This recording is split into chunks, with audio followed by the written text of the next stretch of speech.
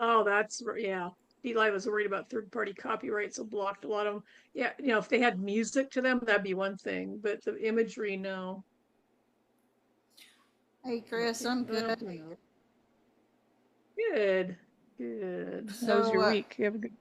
oh, it's all right. I mean, I actually have off until the 18th, so Oh, wow. yeah. So, my daughter, when I told my daughter, she says, "Is that a good thing or a bad thing?" So I said, "Well, I'm choosing to make it a good thing." So, because who knows? You know, who knows what God's going to bring to play. Yep. But but to talk about that Assembly Bill 495, I just had a training yesterday for the new school year, and of course the idea, a few weeks ago they sent us a letter about how to handle if ICE shows up, and it's all common sense. They're partnering with the local PD, and call the local PD, call, just basically, we're not supposed to interact, we're not supposed to interfere. It's common sense stuff, really. I think there. I when I was listening, I actually had I people, the site leaders were actually talking about, oh, should we hide the children? Should we get them out of the way? I'm like, I just wanted to roll my eyes because they are so. The media has everybody so frightened. Personally, I don't know. I'm not saying it couldn't happen, but I am very highly skeptical that it would because they're going after the parents. They're not going after the kids. So I don't I just I think, I mean, yes, it's good to be prepared, but I really think that this whole thing with ICE showing up to schools, I think it's been lies and they're just blowing it up out of proportion. Unless someone can tell me That, differently. yeah, Go ahead. yeah, the ICE thing. Yeah, they're just doing it to try to make law and order look bad. And that's what they do. They lie. There are side lies about things, but yeah, it's ridiculous. But the thing is, the thing that other people were worried about, you talk about that bill that's going through, Yeah. is supposedly, from what Jack was saying, is that anybody could go in and take your kid Yeah. Well, without your consent or knowledge. It's like all it has to do is happen to one kid, and that's one too many. right. Well, the Um, thing is, I also see it if you really look at it and really read it and what they're saying. It's another way to attack ICE. Because all they're saying, yeah, oh yeah, yep. ICE is coming. I mean, this is another false narrative for ICE. They're coming in to take your kids. ICE is going to take your kids. So I mean, that's their whole. That's But their it's not whole. ICE. The whole problem is it's not ICE. It is a random stranger. Mm-hmm. If they know the kid's name, they can just go in and take them, and the parents won't have any say in it. And Jack said when he first discussed this, he said, "Don't think that homeschooling is the answer because they're dealing with that right now too. So they're pulling some homeschooling garbage along with Yeah. this." Yeah. And so he said if you Jack flat out said if this bill passes, if you have kids, you need to move out of the state. And he says, do it now. Well, it's a good Because it's thing that. basically, I mean, it's a perfect child trafficking Mm-hmm. situation. Well, it's a good thing we're not here very much longer. I don't know exactly. We won't know for another few months exactly when we're leaving, but we're not here much longer. But it's I tell you. But anyway. So just so to move on to something else, it was nice seeing you in chat this morning. Oh I re- yeah, I caught you. Yeah, I didn't catch enough of it though. I came in late uh, because I just saw that you were live and because I was looking for something to watch. I was like, oh, Deb's on, yay! And I went in and I think you were on for like 3 minutes oh and really? you were gone. Well, it was Yeah, it you weren't on very long when I caught you. it was funny because uh, my daughter's cat was in the in the bedroom with me while I was going through it, and he knocked my stuff. He came onto the desk and knocked it off, and it's like, oh Oh great. no. So I paused everything. I said, "Hold on, everybody, just give me a moment. I gotta go get rid of the cat." So I got rid of the That's cat, what they do. and so when I did that, I because I don't have two monitors. I need two monitors, but I don't have two monitors. I don't even have space for two monitors, so it wouldn't do me any good. So, the whole idea is to do live chat, right? But but Mhm. so when I went and do that, I noticed that there was three participants. So I'm thinking, okay, they're all gonna leave. And so when I got off and I finished up, I wrapped up, and I saw there's 27 people listening. Oh boy, I was really excited. Yay. That's good. That's really good. Yeah, we'll see how the algorithm's going because I'm getting all these comments saying, "I see I ran across your video. You do such a good job. Blah blah blah. I want to help you, and I want to do it without the bots because there's like who knows how many bots. The only thing is when I go in and click on Yeah. their name, they just now joined. I'm like, okay, and they're all saying basically the same thing. I think of all the ones Yeah, I don't know. I've only seen one that's been on Rumble since 2022. Well, I So I figure if there's bots there to add to the numbers, so be it. It helps boost your algorithm a little bit that they're there. So I don't take too much offense at that. It makes it look like a lot of people are there, so that's a good thing. I try to look at because there's not much you can do about it, so yeah, I mean, I don't try to know. take it positively. Well, they're like, I'm getting traction because I mean, Good. they're coming in and saying, "Hey, we want to help you," but my problem is, I can't pay you anything. I want to help you Yeah. monetize. I know part of the problem is my system. My computer's old and I just don't have the memory, and I don't Yeah, have a that messes with it. studio. Yeah. I don't really have I'm doing this by myself, Well, so you don't need a studio. Look at what Spirit Warrior does. He actually what he pre-records stuff and he does a really good job. He really upped his game when he started having instead of just showing slides, he also started showing himself and doing little tweaks with his program. He did a really good job. You ought hmm, to check his channel out and see because it went. I think it boosted his viewership too, and he did. It looks very professional. I was surprised, and it was just basic programs that he was using. I don't even think he pays for them. yeah. Well, I was surprised when I saw your chat. Saw your little chat. I'm like, oh boy. I was like, then I got off and I said, and then when I got off, I thought, oh man, I should have invited other people to chat, and we could have discussed what y'all heard or what y'all thought.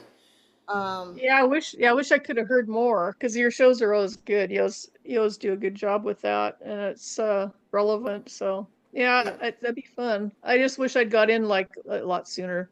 yeah. Like I said, I think you were probably on 3 minutes before. It's like, doggone it, I just missed it. I don't even know what it is that they record. I mean, I don't know how long a person has to be before it actually generates anything, too. So, but yeah, but I'm, with since I don't have to work for the next what 12 days, I'm probably going to do one every day. I don't know what time. That's the other thing.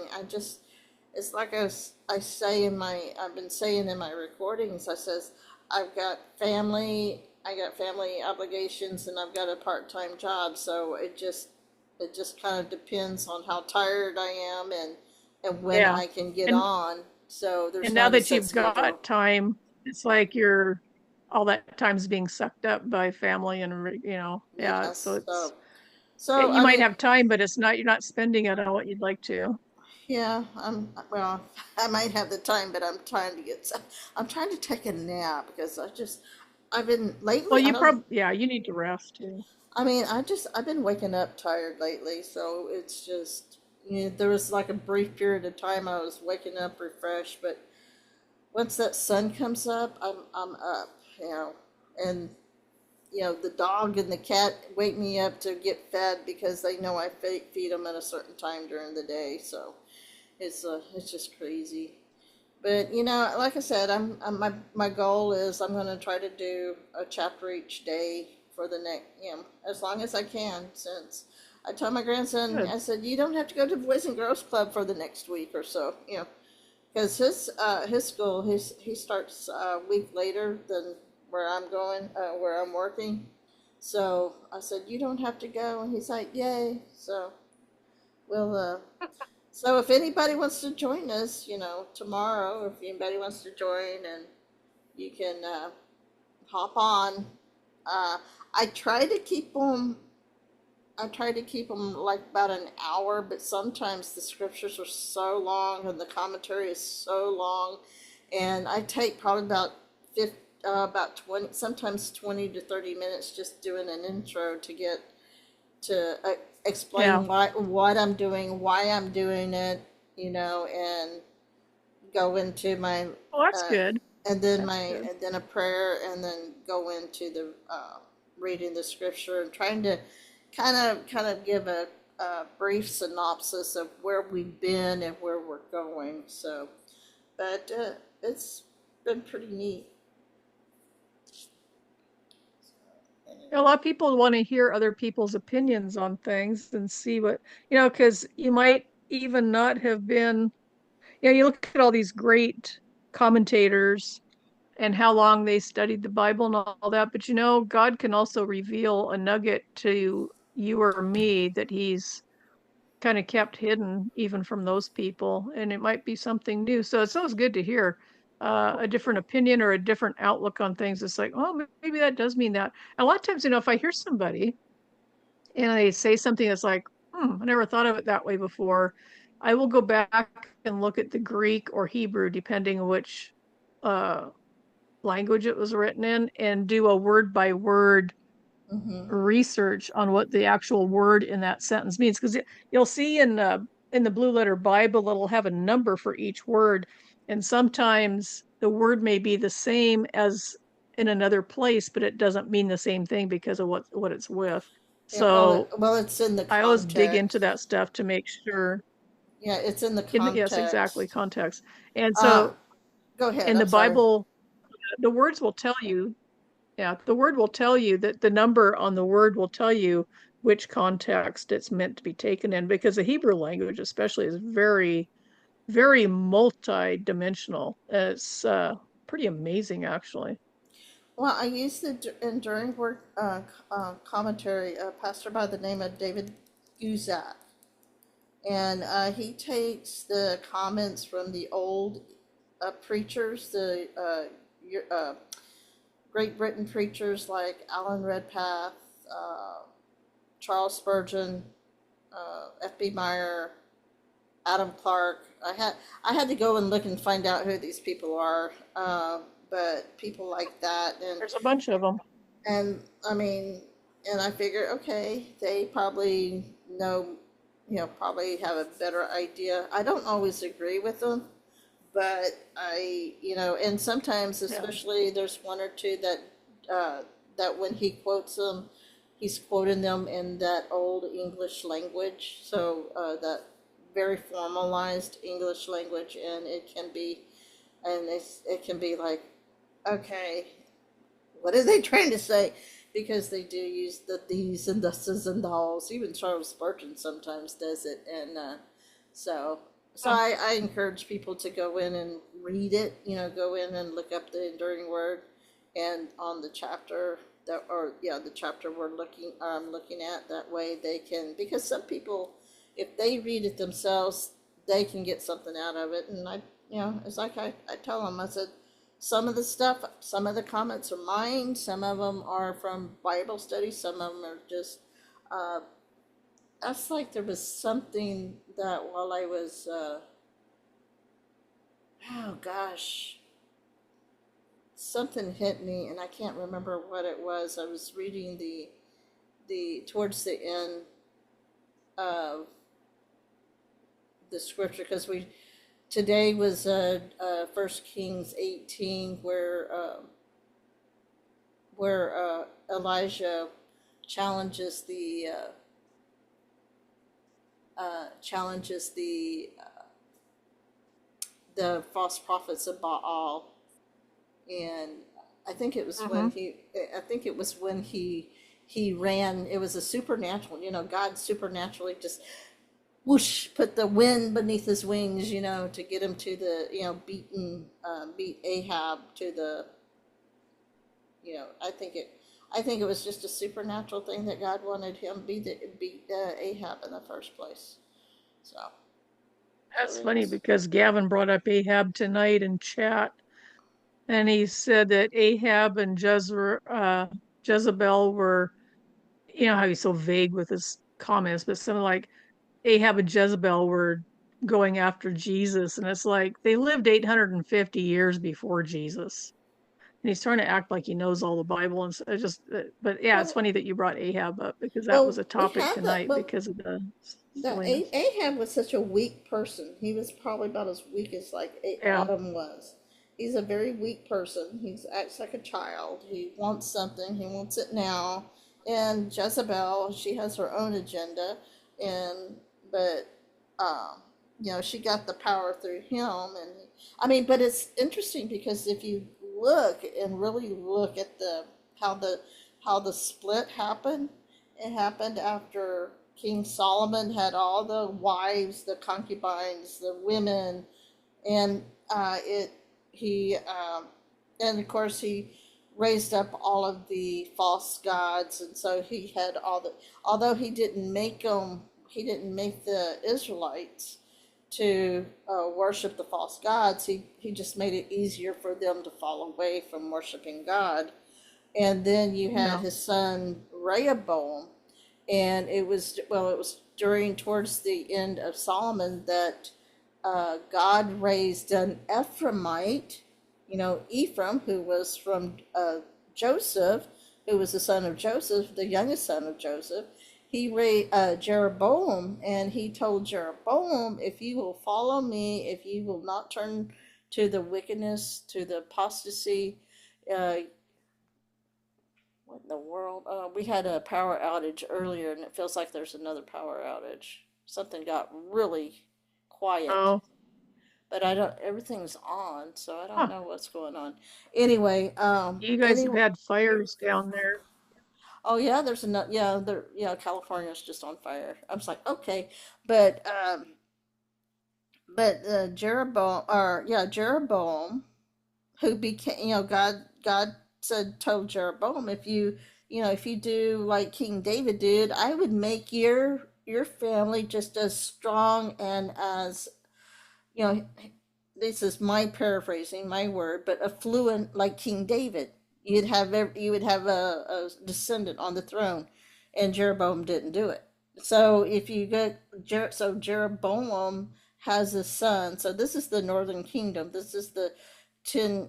He basically the worship the altars he created two, so instead of people going to God, or he placated the people. And he also, what else, he, instead of having a Levite, one of the priests, to do the sacrificing, he did it himself. So he basically just threw away all the Levitical covenant, the sacrificial system. So that's when God decided, okay, you're not going to have a son. So it was Jeroboam's son had a son, Nabat.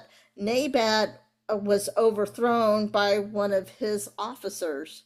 And then you have like two other different men, and what finally Issachar.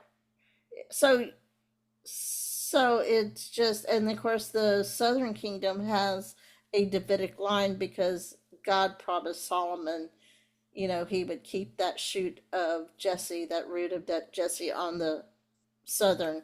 So the southern kingdom was Benjamin and Judah, and all the other 10 kingdoms were the northern kingdom. So you talk about almost almost about 100 year from King Solomon. You only had like let's see what. Let's see. Rehoboam, Abijah. Oh, that's another interesting one. Abijah, who was Rehoboam's son. He actually in Chronicles his name meant he goes by Abijah, and it's something like he follows God or something like that. And then in Kings, his name is Abijam, which that actually means he follows Yam, which Yam was a false god, a false deity.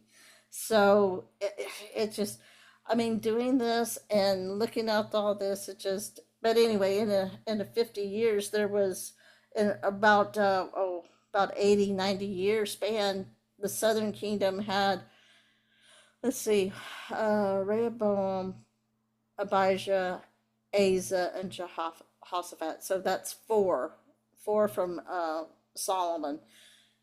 Jeroboam, I'm getting them all mixed up. Jeroboam, Nebat, Baasha, uh, Zimri, and Omri, and Tibni, and Ahab. So you had like six kings in the north. The shortest one was like 7 days, and the longest, I think Ahab was the longest at 38 years. So it's, I don't know, it's fascinating, I think.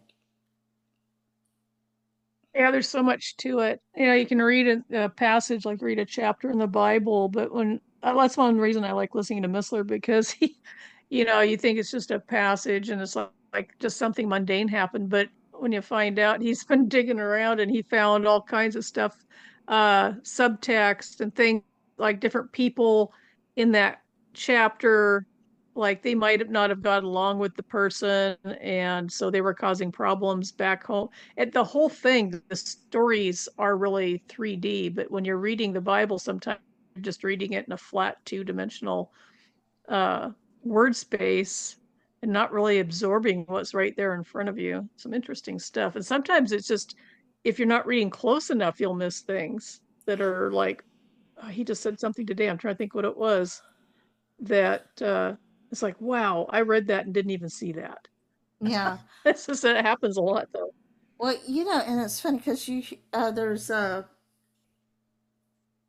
they once the rain came after the challenge of the false gods, and um, Ahab was taking his chariot and going back home, and Elijah, they went to Jezreel. And I keep thinking of that newsletter or that news that people seem to hang on.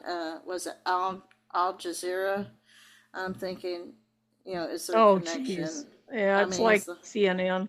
It's the CNN of the Middle East. yeah, so It's they bad lie too. But so what do you think? constantly. Oh, it's what they're there for. What do you think about that? Oh gosh, what do you think about the Texas? What's going on with the Democrats? I mean, they're crazy. Do you see that about the Texas Democrats? They pulled another "let's run away" because we're not getting our Oh, own way. they they were trying to stop that from, well, the Democrats have taken over the Texas state. If you look and see what's God, I wish I could remember that. Not Richardson, one of the guys, he's a Republican, and he's been telling what they've been doing. They've handed, the Republicans own the House and all that, but they have handed all the control over to the Democrats, and it's inexplicable. But they were ignoring bills that he was bringing up. I mean, totally ignoring procedure. They were breaking the law, and he had video of them doing it. But what are you going to do? He anyway, he talked about that, and so apparently they were kind of cornered, and they just took off, figuring they couldn't do anything if they weren't there to do anything about. Somebody gave them bad advice, and they all fled to, of all places, Illinois. Well, it was. Uh, It's all about but the. yeah, it's It's all about the redistricting. They're starting to do a redistrict. I mean, well, yeah, Basubi. because they know they have to cheat. Right. Yes, they Well, have to cheat in order well, to win. I mean, Basubi is right there in the trenches. If I know, she's out there in the trenches. She follows a lot of that, quite a really, really well. And but Yeah, she's really, really big in that. the whole thing about that is, I mean, the Republicans finally got their, I don't know, all of them did, but they pretty much got their act together because the Democrats, they took this jet that's being, it's like $1,700 an hour. They're spending all this money, and Yes. and they're saying that it's coming from a George Soros PAC that funded Beto O'Rourke. Can you? I mean, that doesn't So where do you surprise you. think that all came for the so that yeah, and so they told them apparently that pack told them just get on the plane and go. We'll take care of it. And what's interesting is it's like they're going to arrest there are people out looking for them, physically looking for them to arrest them because they said if they didn't come back they were going to be arrested and they all need to be arrested because what does that tell you? If they have to because they were big on redistricting. They keep redistricting here in Washington state to try and throw everything off. And if they had a majority Democrats, they wouldn't have to cheat, would they? So Mm-mm. obviously they know they don't have the votes to stay in office. So that's why that mouthy creep Jasmine. Oh my God, did you see Williams? What's his name? The guy that had the pancake guy. He was mocking Jasmine Oh, Crockett. He put a wig on. Terrence Williams. Terrence, Yeah, yes. I didn't He's so watch it, but funny. Uh, I saw him mocking. Yeah, I just, but gosh, what was I gonna say about the redistricting? Uh-oh, doing it again, having that moment. Oh gosh, the whole Well, it's just if they don't redistrict, then Jasmine Crockett loses her seat and oh she yeah. disappears. It's like, whoopsie, Oh, there she that's goes. what it is. Actually, Abbott may actually do something. I even I put out on social media. It's like I hope he actually does something because they pulled this stunt before.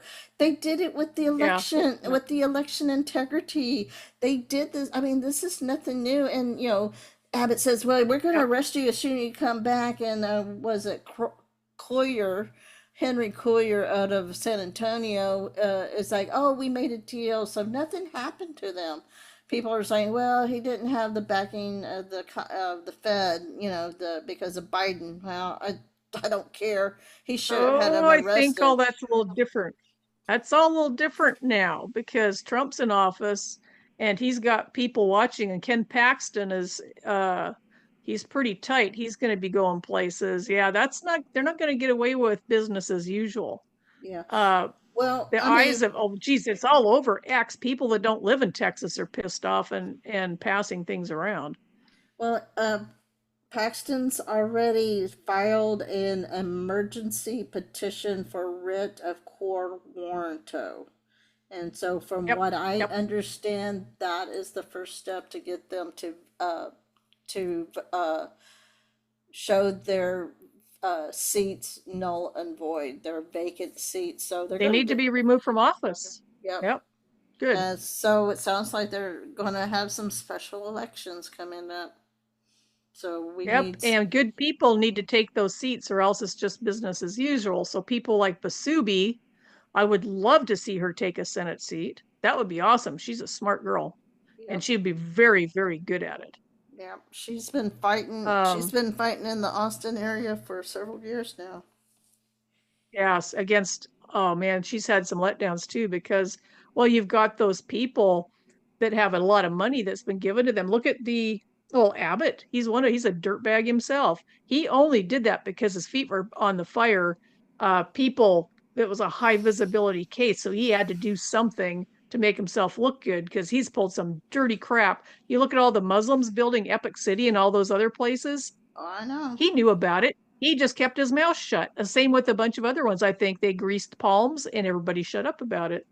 Yeah. Well, that's like Busubi said, and I think maybe Prayer Warrior. I mean, I really didn't, I mean, I voted for Abbott when I was there, but and I believed it until the whole shot thing came about, and uh, I think it was Yeah. Masubi that said that he he wanted to shut Texas down, but Paxton wouldn't let him. Said that you can't do that, and so he's the you know, and because I didn't know that at the time, but then when they told me that, I was like, oh, okay.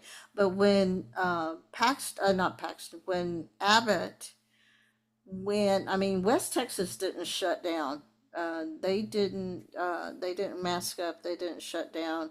If you, I mean, I even showed um, a video out of Hunt County uh, that they talked about the contact tracing and what Abbott did behind the Texas House back. He went and made a deal with the contact tracing company and Yep. signed this contract out in West Texas. And when I saw that, when I heard that, I was like, okay, he's dirty. That's what got me. That's when I How much realized money did he get? That's I they don't know. need to they need to do forensic audits quarterly on every government worker, whether they're elected or appointed. We need to know where they're getting their money and from what. The U.S. aid money went was what helped a lot of them.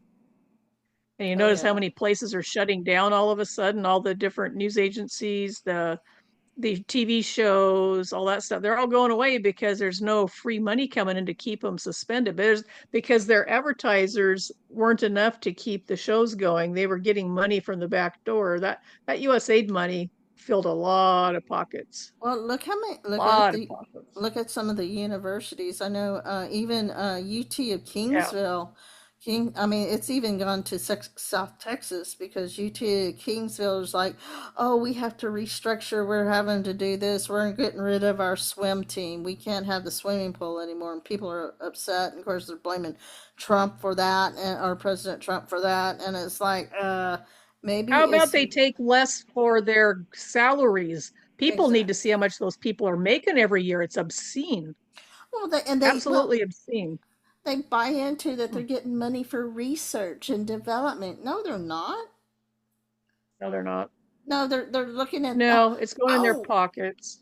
Yeah. oh, and that was the other thing I wanted to point out. If you look at the false gods, these pagan gods, there's three elements to it.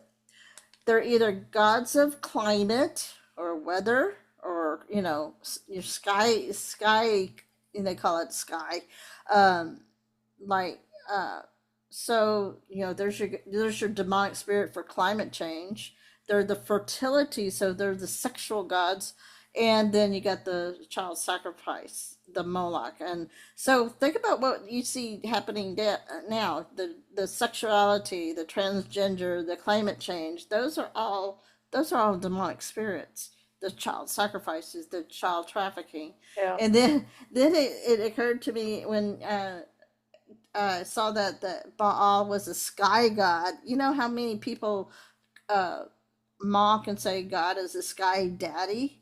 I'm thinking, oh yeah, so you're demonic spirit. So you're basically saying you worship a demonic spirit, even though you're mocking God. That's a demonic spirit mocking God, calling him a sky Yeah. daddy. Yep. Oh, So. yes, or calling God universe. How insulting to God is that? I see a lot of people doing it. Well, and I'm seeing these people trying to say that, oh gosh, I don't even know what, I just like it's so confusing what they're trying to say about, they're trying to liken the Jews to the, all Jews to to one group. It's like one of the things I try to Ugh. say, hey, the corruption did not go away. The corruption's always been there.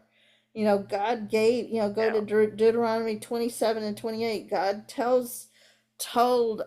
he told Abraham, he told Moses, he told Joshua what would happen if you had a king. That's the reason why for the longest time there was a Yep. monarchy. And if you go back, uh, it goes all the way back to that. God said this is what a king is going to do. He's going to take your men and put them to war. You're going to take your women and put them to work. He's going to put that yoke on you. And that's what's happened, although that the reason why our Well, and founding it's not fathers. just Israel. It's all nations Well, yeah, have that happen, and Israel's no different. It's right, the satanic, it's the spiritual wickedness in high places, as it always has been. right. And you can always tell people who don't read their Bible are the ones that are hating on Israel. Oh, they're so evil. Well, guess what? God, they have turned their back on God all through human history, and God turned them loose and kicked them in the butt, and then they came crawling back asking forgiveness, and God will forgive them. And it says multiple times that it is forever the apple of his eye, that Israel is his people. Well, And it's like, oh, well, you it's, go it's back, just ridiculous.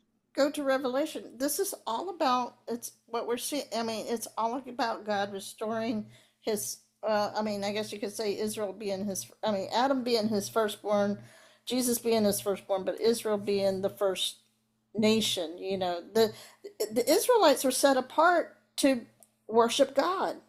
I mean, we were all set apart. Yes. I mean, we were all to, but he was, they were going to be his, I guess, prototype, his blueprint, his, uh, his example for people to they were to be that light on the hill, the reflection of God, so to draw people closer to him.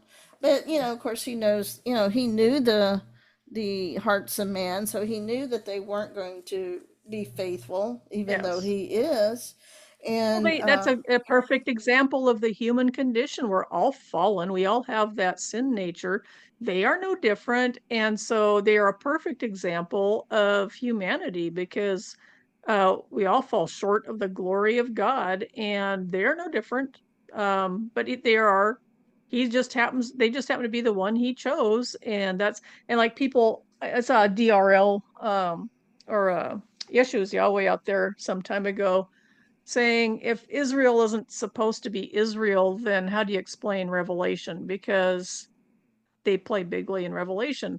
The time of Jacob's trouble is the time of Israel's trouble. It is a period of time. The 70th week of Daniel will be completed at that point, and it involves it. That's for the Jews. It's to get them to finally turn back to God. Watching So Be It channel, the evangelizers on there said that most of Israel are atheists. They're not even practicing Judaism. They're not even practicing the Torah. They just they are atheists, and that's just how Satan wants it. But guess what? That time of Jacob's trouble, that horrible time that comes upon them, it's gonna wake them up, and a third of them are gonna come to know Jesus and their God again. mhm. Yeah, it's two-thirds are gonna die, unfortunately, and that's just bad things have happened to them all through history, where millions are wiped out. It's amazing that they've managed to hang on. Like that's divine intervention. God has protected them. Yeah. Well, and of course, I don't even get into the Belfort, you know, thing, because to me that's just a distraction. You got to be careful who you just. Balfour, did you ever read it? If I you read the haven't. Balfour thing, it's not even an agreement. It's just a letter. Has nothing to do with anything. Mm, People, I'll tell you what, I see so many claims out there. Oh, Holodomor. Oh, the Jews. It's like, you go look it up. I went and fact checked it. Guess what? The Jews were a teeny tiny part of that. There were a bunch of other people involved, but they always point at the Jews. And the same with the bloody baby mattresses, no proof. It's like the whole thing is a bunch of garbage to divide. And I think the main pusher of that out in chat is probably a Muslim. yeah. Well, Watch what they say. I've never seen them quote the Bible. I've never seen them say Jesus is their Lord. It's like, no, they only push hate and division, popping up their little links to Brighteon to show how evil the Jews are. Yeah, it's an echo, Heidi. It's an echo. But yeah, but you can always tell the ones that don't read a Bible. It's the ones that are hating on the Jews. I know it's the Uh, I anti-Semitic. I can. Sad. It's just I mean, there's a reason why they keep bringing up Hitler, because the anti-Semitism is just coming back in full force. You know. Oh, I just found in my files yesterday. I've got these files I've had for decades. And I found a PDF. Did you know that Hitler wrote more than one book? I've got the other book, and Mm. it was verified as genuine. He wrote another book. He was quite intelligent, actually, for being a dictator. He was a creep, but yeah, he wrote another book. I didn't know he wrote a book in the first place, but He wrote Mein Kampf. Yeah, Mein Kampf is pretty famous. that book. I mean, I don't know anything about it other than the title, so I don't even know My what it's thoughts. about really. Mhm. But it's I don't know. It's frustrating when people. It's just you know what I know people have a problem with the King James version of the Bible. I'm like, you know what? If I really believe that if God didn't like King James version, that somehow he would have gotten rid of King James version a long time ago. So there must The be book some. of the book, yeah, the books in there are in the Dead Sea Scrolls that are contemporary with the apostles in that era. And it is what they have, the scraps on some and the entire books of others are word for word, King James, word for word. It is the closest translation we have to the original manuscripts. They did a Yeah. good job. There are a few words like, I think unicorn. There are people that say, well, what we do have unicorns, but they don't look like pretty ponies. They're called rhinoceros. Mm. Um, and if you think about the way it's being used, it's like that fits. So remember the King's English that it was written in is 400 or 500 years old, so it's a little bit different. But yeah, it's the King James is the best book. That's why the attack is so hard upon it. Yeah. Well, I mean, that's like the gosh, when they talked about the building of the tabernacle and the oil skins and everything. You know, I when was talking about that way back when I talked about, you know, take the Spanish word dulce, which is sweet, and dependent under the context, you could use it as sweet or candy. You know, so Mm-hmm. it just you know, caliente. You know, there's two words for hot, Hot, yeah, calor and yeah. caliente. So, you know, so it just depends on what the context is. And so, you know, just some words don't quite translate. You know, like I said, dulce means sweet. You know, you could also use it as candy. I actually had a friend named Candy, and she had a necklace that said Dulce on it, and because it meant uh, candy. So, That's funny. My neighbor's name was Candy. mm. She was a prostitute. Oh wow. Her husband didn't know she was prostituting herself uptown. She made Okay. cakes. She made really nice birthday cakes, but she also kind of hoofed it on the side, I guess. So yeah, Yes. that's when I think of Candy. I think of her. Well, I mean, I'm seeing people just, I'm just, I'm seeing these people that are trying to diminish who Jesus is and that we're supposed to be our own gods. It's It's the like, end times. I mean, we're That's not the our own Satanism that's gods, taking over. and that's the big thing is we want God to serve us. We want instead of trying to be God, we were created in God's image. We were created to worship God, but yet we have tried to flip the switch, and we are trying to create God into our image of what God should be. I don't know. Yeah. I see so many people. I remember, oh, if God is going to use a man like Donald Trump, I don't want to follow God. It's like, excuse me. That's a Look at the cop out. Bible. They don't follow God, or they would never have said that. They're lying just in the statement. Yeah, it's the end times, and you can see it happening, or it's pulling away. It's crazy what's going on. Yeah, Yeah. it's sad, but it says in the Bible that was going to happen. Talked about things getting more violent.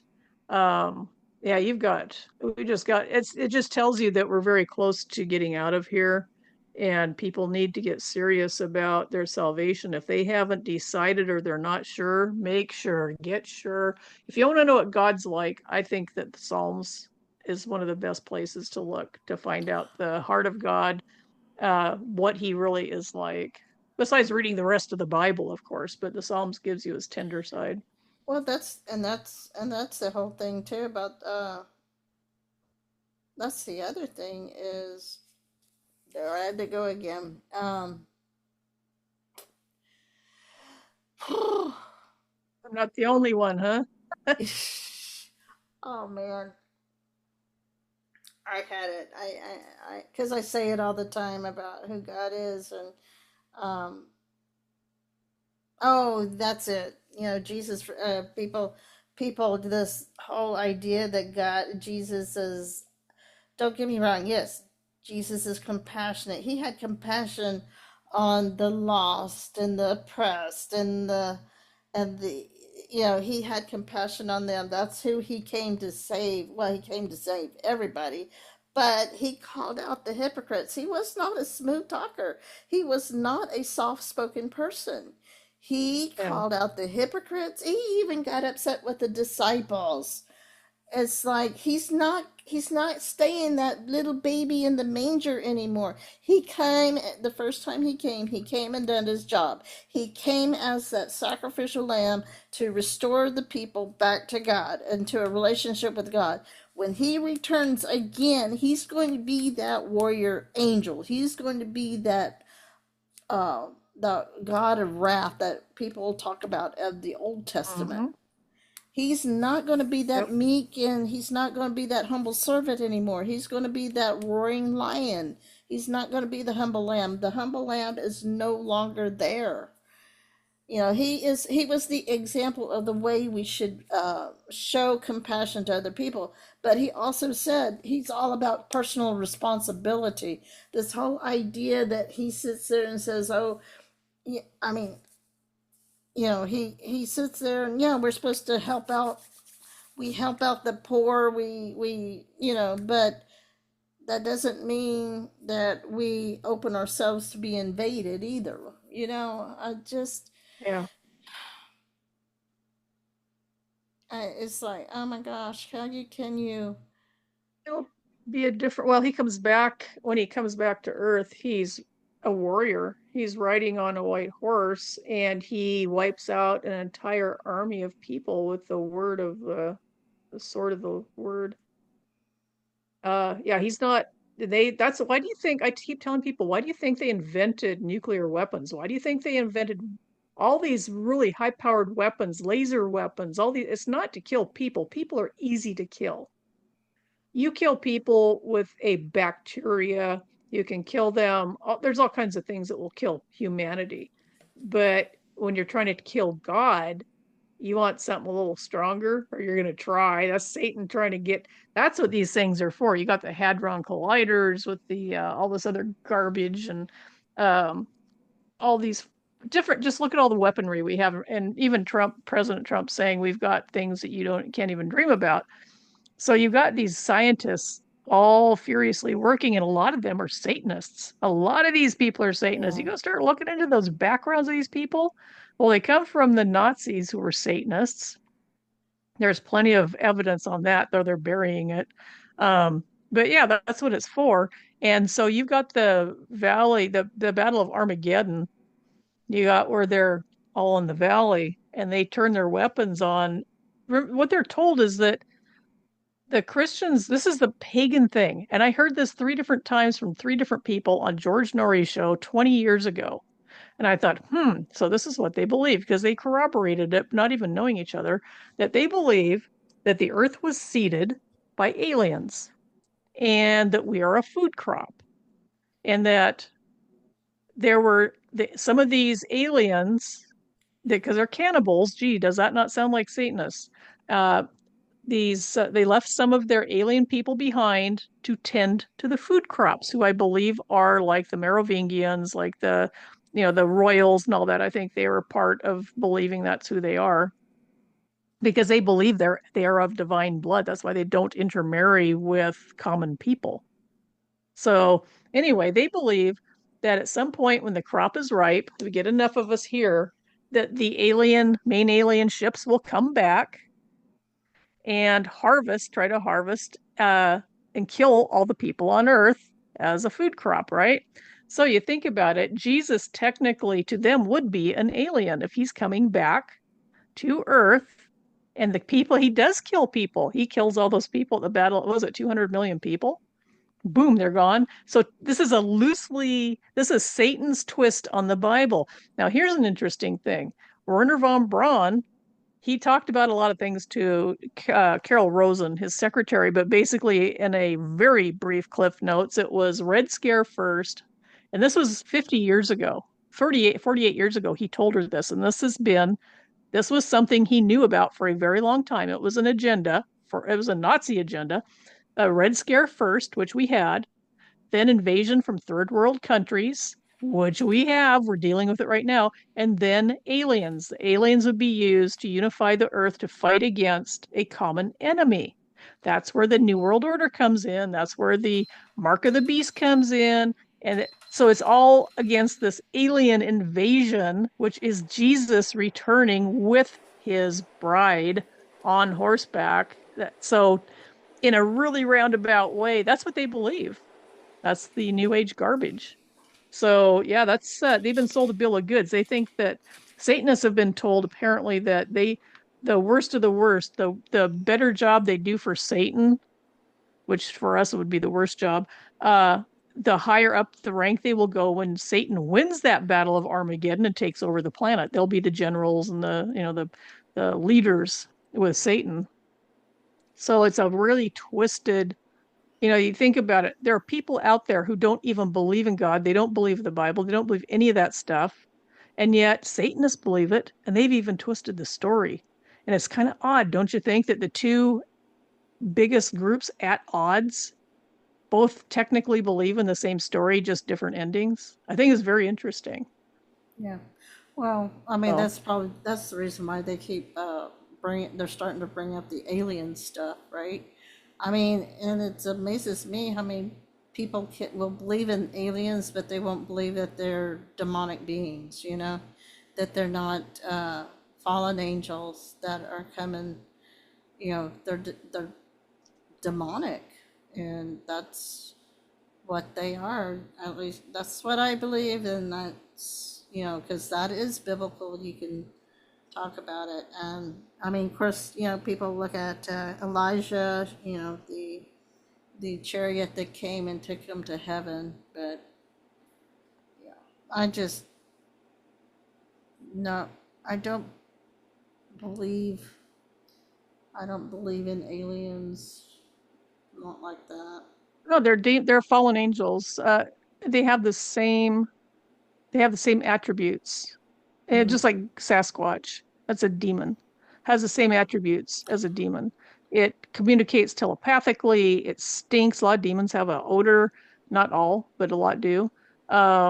It has some demons have physical properties that they can use, move things physically. Um, they can do a lot of things. It's kind of surprising how some of them have their different ranks or something. I don't know what's going on with them, but there are Yeah, different yeah. ones with different personalities that have different tricks that they pull. Some uh, some are into noise and scaring people that way, but they don't seem to have any other powers. Some of them can hurt you. They can try to kill you. Actually, yeah, it's kind Mm. of interesting. Yeah, there's the Anyway, strongholds, there's the imps. I mean, I was in a deliverance ministry, and we talked about the different demons at one time. I'd have to go back and see if I can find my notes, but my theory on Sasquatch, and that is, I didn't think of Sasquatch being a demon so much as I would not be surprised, when you think about the tunnels under, like the parks and everything and people disappearing. I would not doubt that the Sasquatch stories are all about human experimentation. They're doing experiments on humans and trying to splice, and I don't doing, now. You know what? I don't think they're doing any experiments on humans. Quite yeah. quite literally, they're not doing experiments on humans. They are taking pieces and parts to do certain things with elsewhere, like they sell the baby parts. They're using parts, I think, for the elite who think um that they're the good guys and that we're the cattle.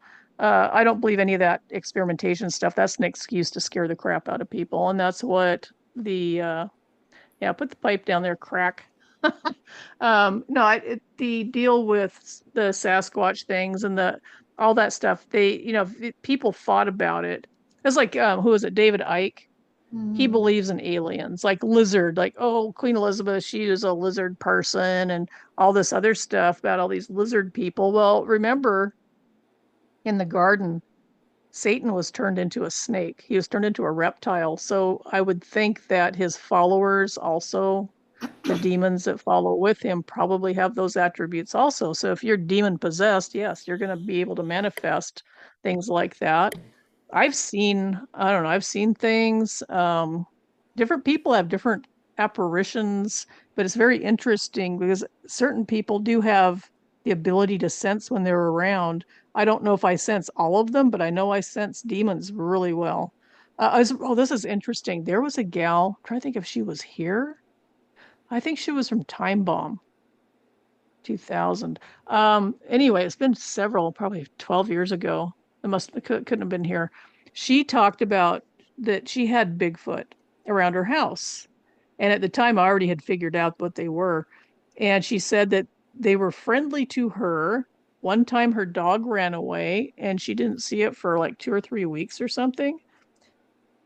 Excuse me. And one of the Bigfoot, they communicated with her telepathically. She didn't see them, but she could see the trees rustling. And so she knew where they were. So she was sensing demons and just thought they were Bigfoot. Anyway, she said they told her her dog was okay and nothing wrong with them and he would be back. And the next day, she found her dog in her truck. Hmm. So did they put it in there? Did a person? Don't know. It might have been a demonically possessed person did it. Anyway, I was telling her about the things I had going on over at the trailer that I used to live in. And it was massively, I mean, there was stuff going on over there all the time. And the lady next to me had things happening at her house too. And I think they followed her from the house. This is really weird. I used to live in a house in the middle of town, and she moved in one person after me. And she said by the time she moved in, the demons were so bad there that she moved her kids and herself to the trailer next to where I lived to get away from that house because she thought one of them was going to get killed. Mm. Really, there were doppelgangers there, but the guy that moved in after me was a rainbow person who was, it's just a whole nother story. Anyway, the things going on there, I had somebody come in the house and draw a sigil on the window. So I had witches that for some reason, they like to bother me. And anyway, that lady told me, she says, because I was telling her about some of the things that were going on around the house. She goes, "Oh," she says, "that's a Bigfoot." She said they told me that they're trying to help you. And that's blah blah blah blah blah. And that's this stuff. And I knew immediately, okay, these demons are communicating between me, and she lived like in Texas or something. She lived way far away from me. She goes, "Yes, they just told me that those Bigfoot are trying to help you Mm. and that they are doing these things to get your attention." I'm like, "Oh," and I kind of played along. It's like, okay, okay. Now that she didn't know what she was, and I tried to tell her that they were demons, and she got really mad at me and wouldn't talk to me anymore. But so these demons do communicate over large distances and work together to do things to people, specific people. It's very interesting. Oh, I've heard stories. I was in Austin and our singles group, and for whatever reason I didn't go that night. I can't remember if it was just one of those I just didn't feel like going, or I was too tired, or whatever. But I heard later on that they were, and they weren't like just off a road. You had to kind of you'd have to the main highway and turn and go a few blocks before you would see the church, and the lights are kind of in the back. So there was a lady that had she banked they were it was game night or something. Anyway, during the game night, some lady came and banged on the door, and she actually fled from California because she was into tarot cards, and something manifested, and it was enough that she just left with the clothes on her back, got in her car, and drove 3 days to get to Austin. And she's like, she basically, it was like she just saw the light from the church, and that she just stopped and banged on the door. So that is, yeah, it's just, but so much has been happening. I mean, between the Democrats, and of course now you got other states are falling into place with the other, with Texas and uh, wanting to redistrict. I mean, I think the whole redistricting came about because once you get all these illegals off the census, you know, and if we were to do a true census, I would we would find out that the states are there are more red states than we think. Oh, if they were blue states, they wouldn't need to cheat. They wouldn't need illegals. They wouldn't Mm-hmm. need any of that. Even with the illegals, they were still cheating. So that told me how minuscule the numbers were. Mm-hmm. So Yeah. yeah, it's the whole thing is that whole scam is going away, and President Trump they're working on election fraud. He Mm-hmm. said that's what what's her name was doing. He said the one that was talking about the Epstein files. That was the Epstein thing was done to distract people and get the left to demand the files be released. The thing with the files is that they had um, got in there, and President Trump said they had done it. He says they were falsified and written Mm-hmm. by Hillary and Obama. And now he wouldn't say that if he didn't have proof because he named names. It Yeah. wasn't like he hinted; he named names, so he knows. So those files, there are genuine ones there, but you apparently can't access or you can't prove that they are real against the ones that Hillary and Obama did. See, they knew that these files would be an issue, so they went in and messed with them. You can't admit them to court, so there's no sense pursuing them because everything about them was false. So you can't put the evidence has been tampered with and it's non-admissible. So there's like that's why he said don't mess with Jeffrey Epstein. He's irrelevant. That's why, because the files have been messed with. Tainted. So Well, that was a red herring, but it got the Democrats to try and push for it. yeah. Well, Yeah, what? release him because all of a sudden they wanted it. Well, I think too. But why do you think of all the people that they are pushing the subpoena for? Why are the Clintons not having to, and Obama not having to report to Congress before October? That's 2 months away. I There's a don't. plan. Everything they're doing is very specific and planned out because it has to happen in a certain order. Because if it's something we don't understand, why the long time? Because they want something to happen in between. They're waiting for one of these people, or maybe all of these people, to do something or contact somebody or perjure themselves. They're waiting for certain things to happen before the event, before they are actually in. So, and maybe to try and cover things up when they get them red-handed. I think they've got these guys every way from Sunday. I think they've got them in so many crimes that they don't have enough time to serve all the life sentences it would get them. Well, let's hope so. Because I mean, did you hear about Mueller? He's supposedly, allegedly, in a memory care facility. Great way to get out of testifying, isn't it? You Yeah, it don't think he is. planned that out? Well, Yeah, I I mean, think they helped remember, too. well, remember when he got up in front of Congress and he was testifying on his report and he stumbled and he acted like he didn't even know what they were talking about. It's like somebody else did the investigation and they wrote up the report. He didn't know how to access anything. He was not a part of the report. And remember Mueller, let's see, Mhm. when who am I thinking? And Mueller wasn't Mueller one of the FBI guys, and there was a because there was a I remember there was a controversy with him. I think about when he was appointed because I think he wasn't he FBI director at one I point? don't Mueller? Yeah. Uh,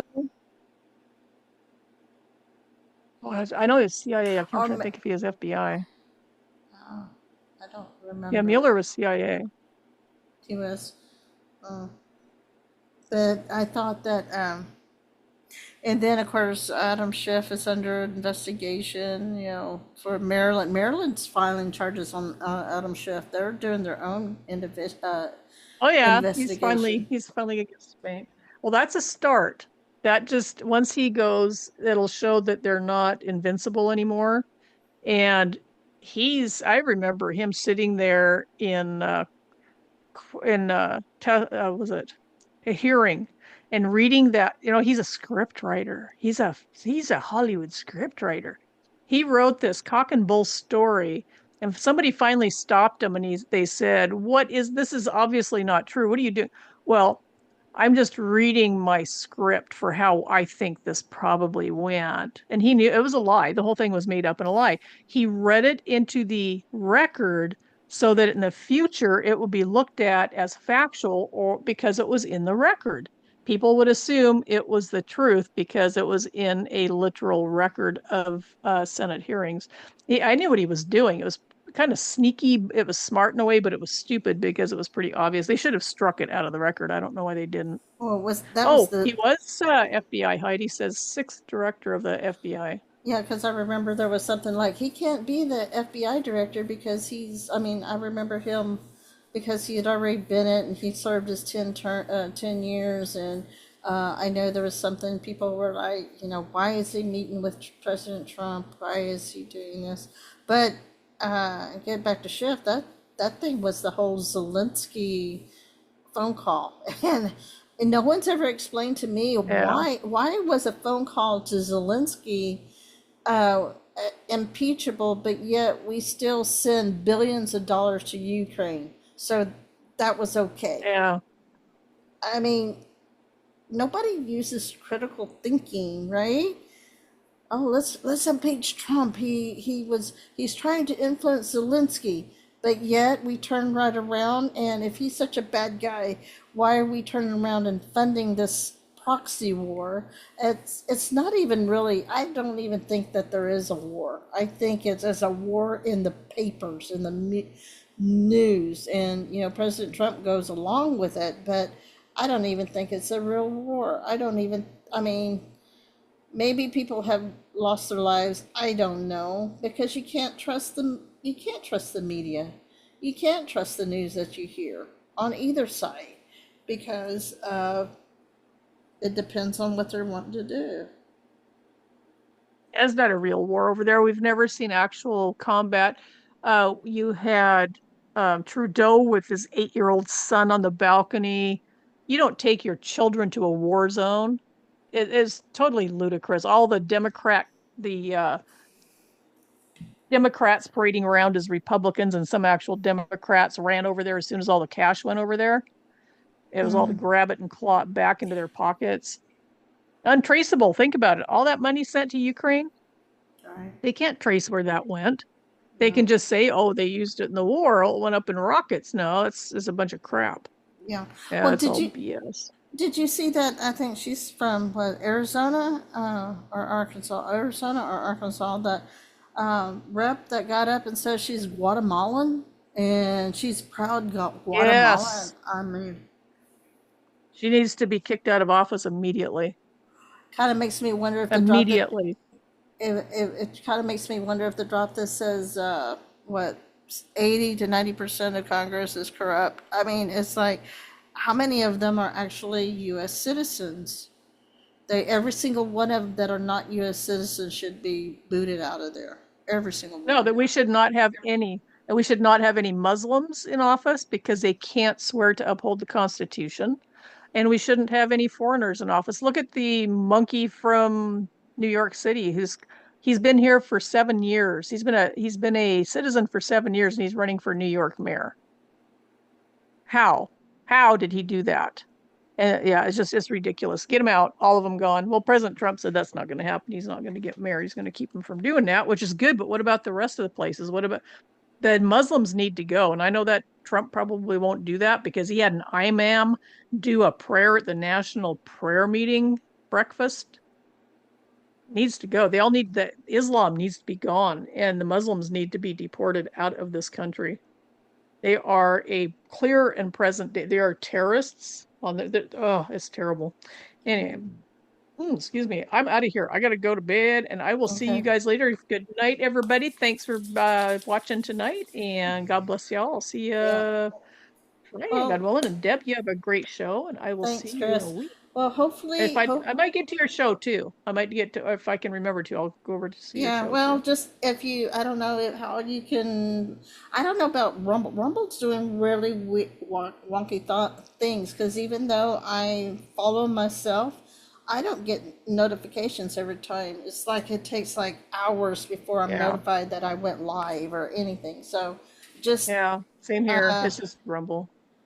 yeah, so I mean, all of a sudden we're starting to get archives. I mean, archives are starting to work somewhat. It's not. Well, Rumble was down yesterday or the day before, completely down. So I think Pam did something. So hopefully Well, that will when set he it right probably again. reset this, but probably by the end of the month it won't. Uh, the archives we won't get archive notification anymore. Yeah, but just kind of be Yeah. watching. Like I said, I like to try to do it early, before noon, but it just depends on how tired I am when I get Yeah, up. I got in there right after Bible study. That's why I was in so late, because it was right after Bible study and we ran kind So, of late. So, yeah. Okay. so, Well, I'll try to catch you tomorrow. So you have alrighty. a good one. All right, Good thanks, night. Chris. Bye-bye. Hey, everybody, this is On the Wing and a Prayer seen on Patriots Soapbox Thursday mornings, 2 a.m. to 5 a.m. Eastern. So, just for your time zone, we got a little less than 2 more hours. And I am going to go ahead and open up Rumble, but I got to do it after because I really haven't felt like going and try to figure out OBS yet so I could do Rumble. So, I'm going to do some rumble. Let's rumble. Anyway, I'll be right back after these words from our sponsor.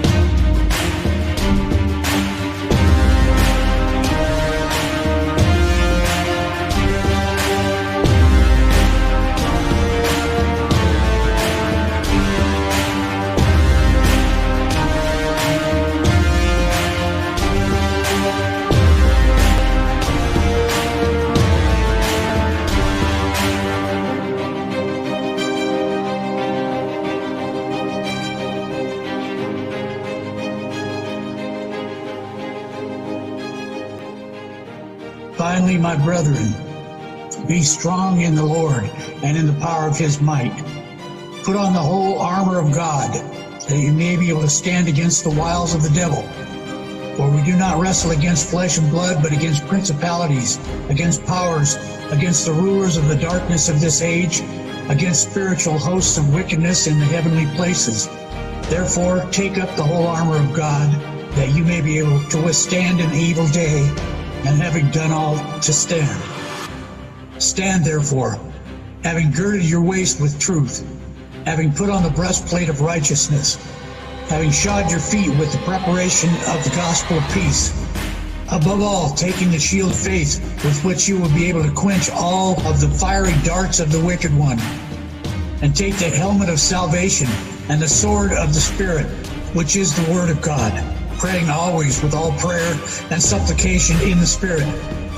being watchful to this end with all the perseverance and supplication for all the saints, and for me, that utterance may be given to me, that I may open my mouth boldly to make known the mystery of the gospel, for which I am an ambassador in chains, and willfully so, that in it I may speak boldly as I ought to speak. Amen.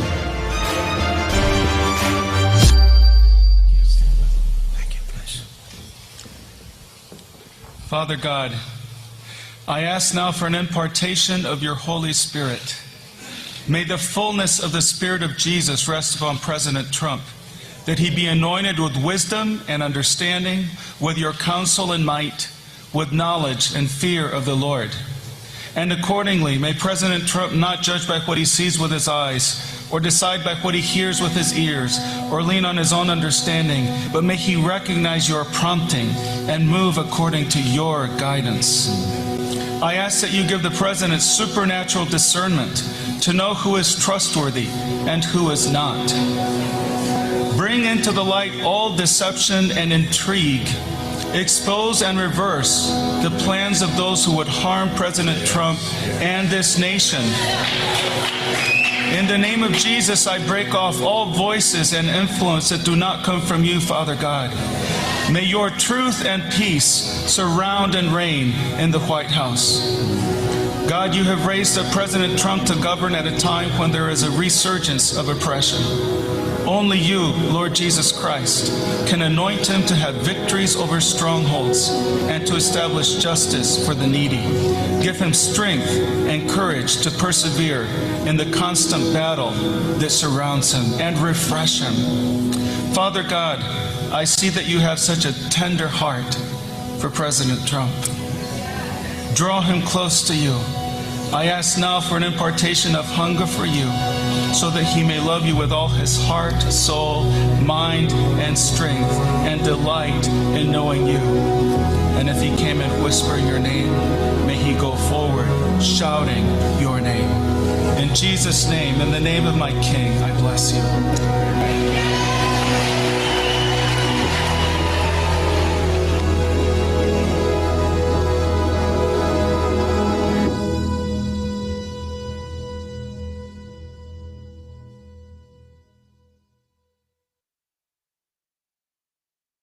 Okay, so how is everybody this morning?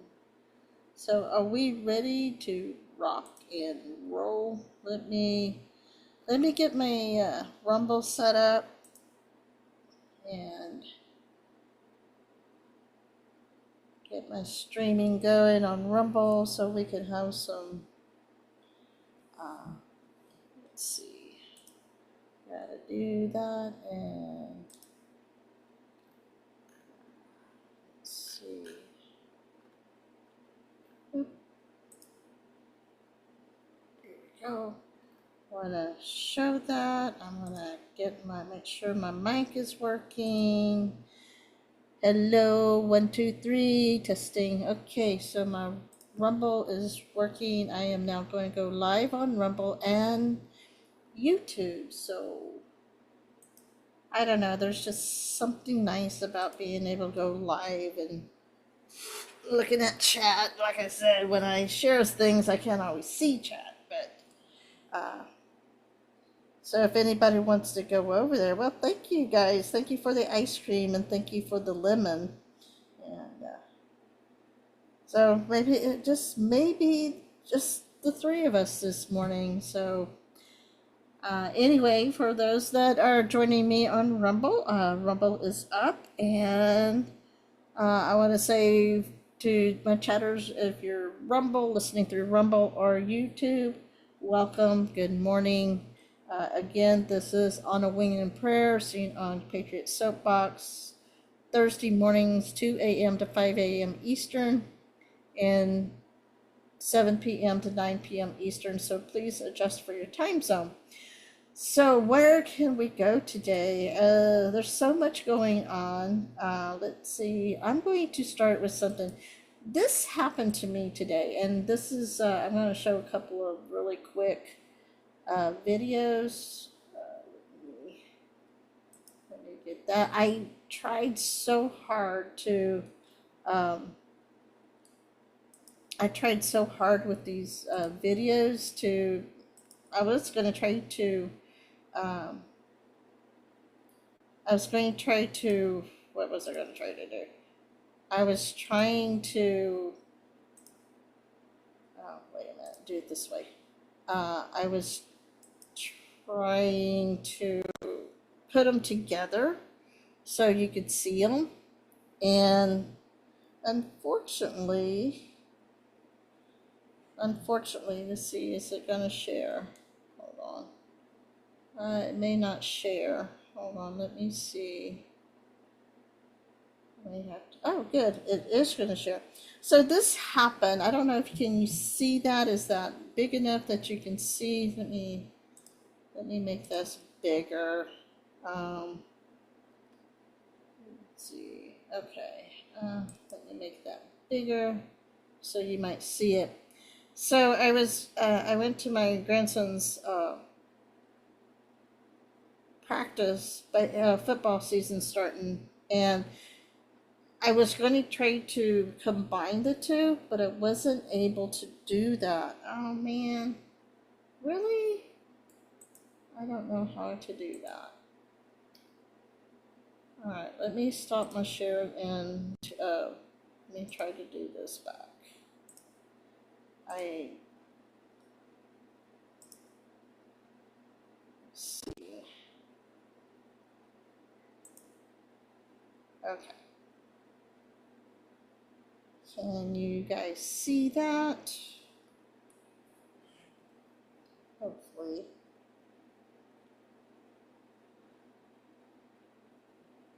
Okay, so I want to draw your attention. So here are police cars, and I don't know if you can see them very well, but here's a police car here, here's a police car here, and right in front of them there are two trucks. So this was just weird. It was just really odd. I don't know if this was training, and I'm going to give you a little bit of, this is a very short little clip that I took.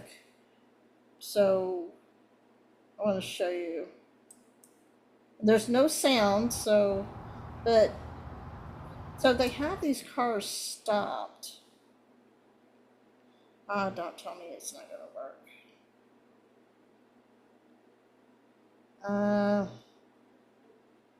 May not work. Come on, it's only 20 seconds long.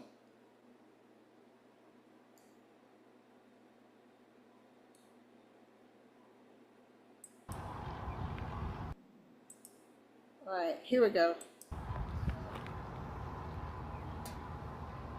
So there's another police car. You can't really see it, but there's another police car right back there. And see, here's the police cars right here. And it was a training exercise or what, but these police cars would stop, were behind these trucks, and then they would let the trucks go, and it was basically, they were circling this facility here. It was just really weird. I just found it really odd, really strange. And let me, I know that wasn't a very long clip. I did get a different clip that's a little bit longer. So, but I was really frustrating because I was trying to make it a longer clip, but it wouldn't let me. So, and I don't know if this will let me do any better, but we'll see.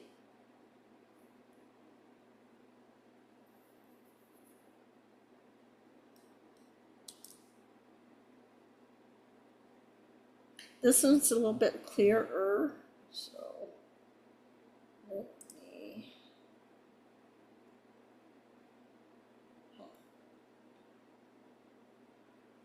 Is it roboting? It could be the clips.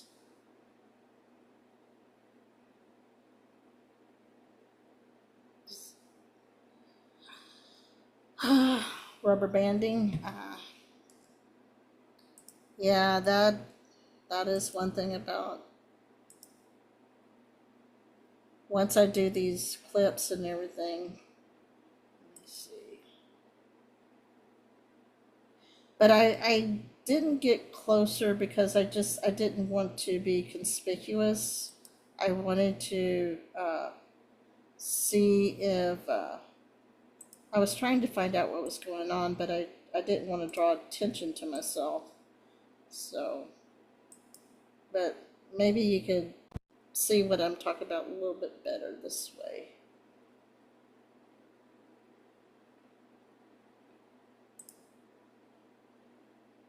Let's see.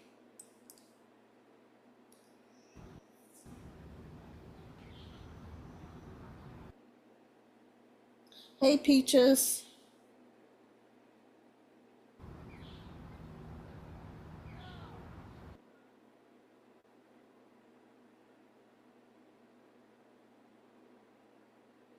So, yeah, it's got a, oh, good grief. I can't see that, can you? All right, let me see if I, let me, all right, let me reset this thing. And that's the one thing about Rumble, or not Rumble, but D-Live. If your box isn't right, it gets...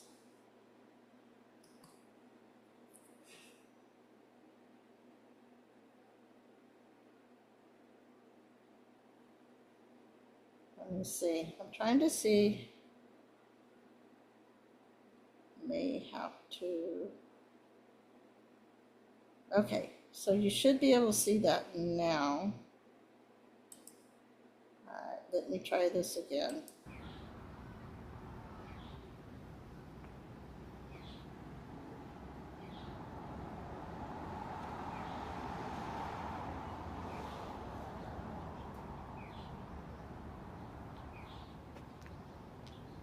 No, it goes back to the box. Please move the window away from the share application. That is crazy. Because you really can't see it, unfortunately. Okay. But if you saw the police cars, all they did were just travel. And I said it was like, I don't know. The police would be behind these trucks.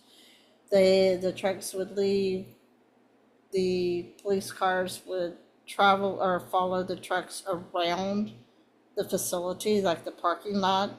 One car, and then the car that had the police officers, 3 or 4 people would get out and approach the truck. So I have no idea what was going on. I just found it weird. So good morning, everybody. Good morning, Peaches. If you want to join me, I am in Rumble right now. I am also have my YouTube up. That way I can see your chat a little bit better if you'd like to do that.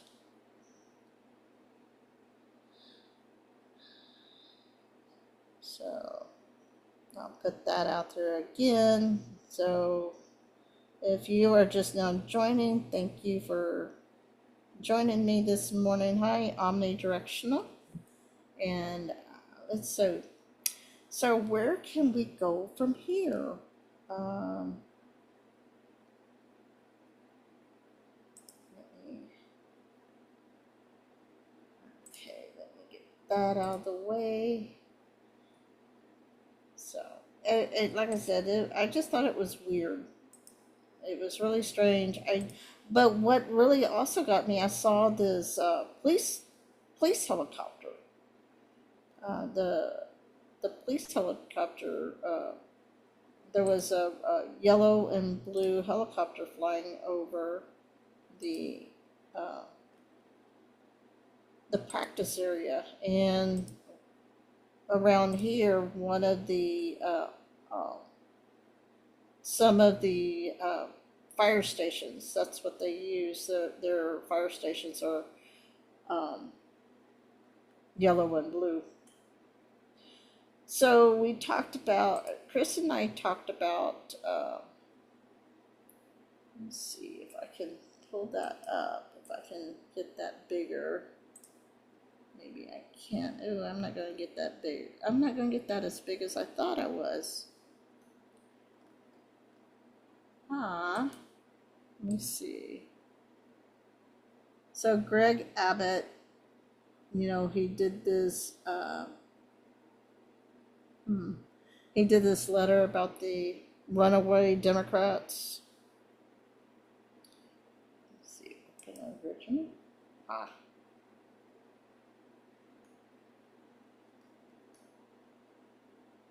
Okay, here we go. Ooh. All right, so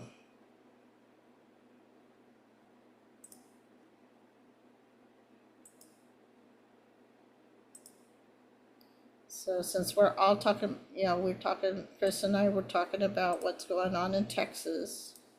Oops.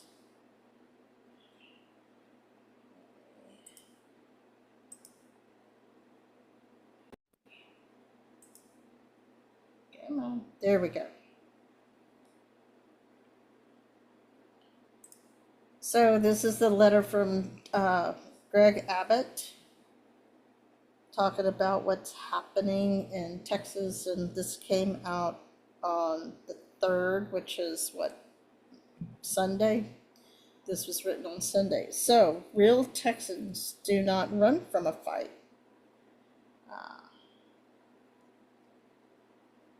Make sure.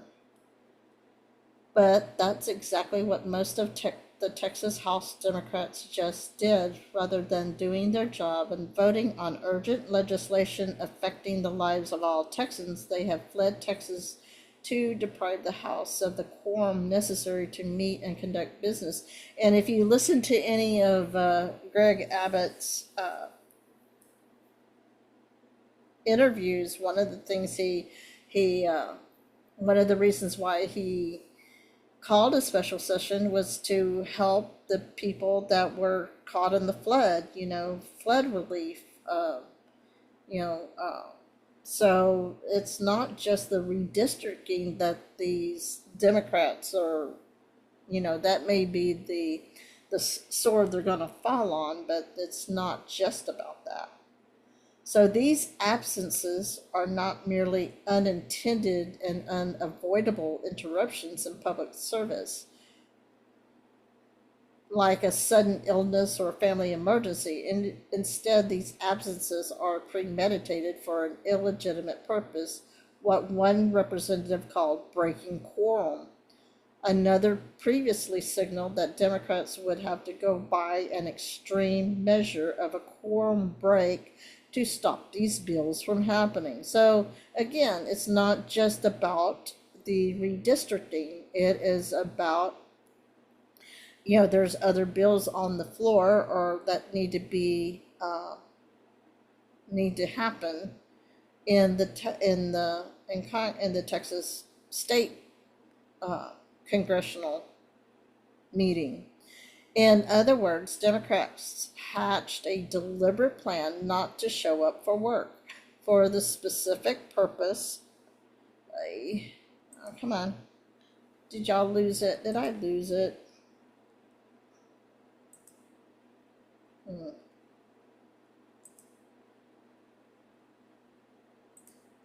Let's share real quick.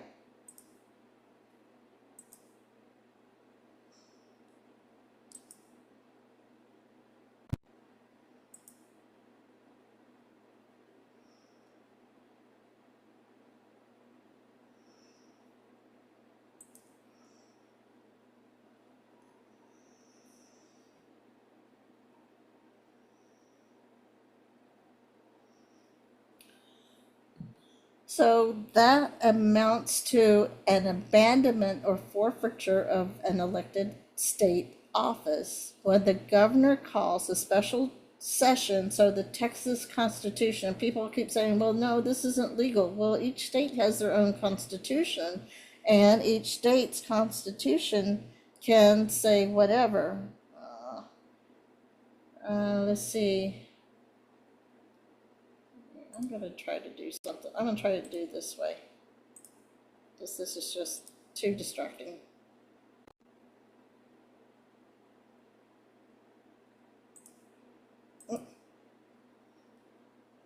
Hopefully this will work.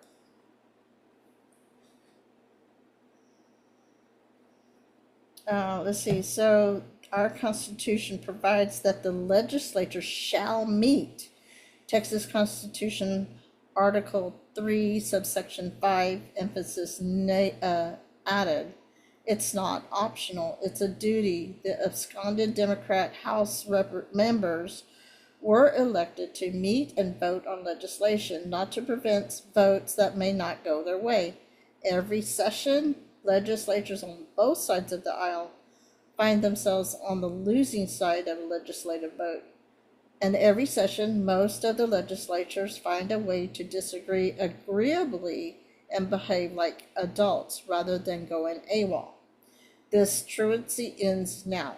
The derelict Democratic House members must return to Texas and be in attendance when the House convenes at 3 p.m. That would be Central Standard Time or Central Daylight Time on Monday, August 4th.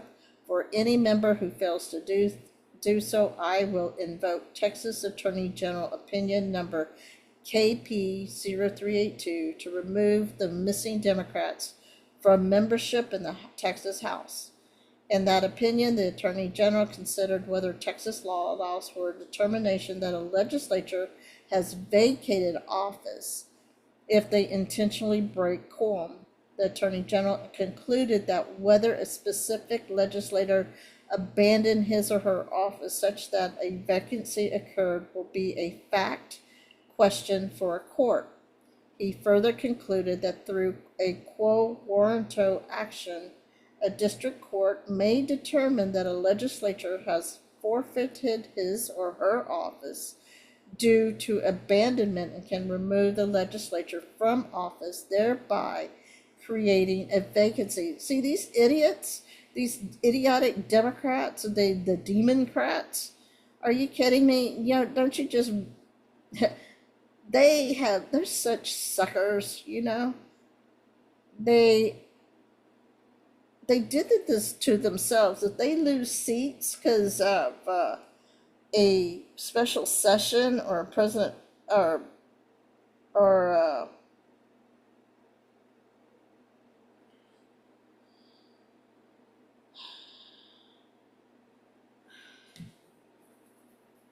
if they they're creating their own vacancy. If they get outed, if the person, you know, if they get outed with a Republican and takes that place, guess what? They did it on themselves. That empowers me to swiftly fill vacancies under Article 3, Section 13 of the Texas Constitution. You know, Texas constitutions do have their place. In addition to abandoning their offices, these legislatures may also have committed felonies. Many absentee Democrats are soliciting funds to evade the fines they will incur under House rules. Any Democrat who solicits, accepts, or agrees to accept such funds to assist in the violation of legislative duties for purposes of skipping a vote may have violated bribery laws. You know, and they talk about President Trump getting a plane that goes to the president, not President Trump per se, individually, but to the presidential office. But yet these Democrats, they actually hired this, like I said, it was a $1,700 per hour. I think it was 1,700, either 1,700 or 17,000 per hour. So see Texas Penal Code 3602. The same could be true for any person who offers, confers, agrees to confer such funds to fleeing Democrat House members. I will use my full extradition authority to demand the return to Texas of any potential out-of-state felons. So that was signed on August the 3rd. And this,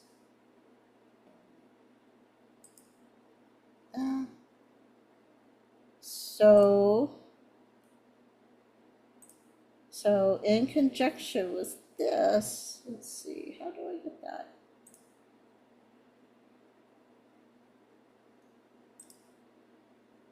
So in conjunction with that, we have, like I was saying, so here is the warrant. Hey, Marsha K.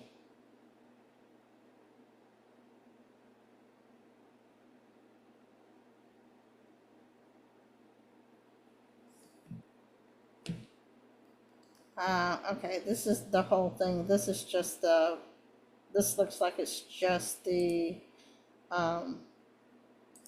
this is just the, whatchamacallit, just the first page.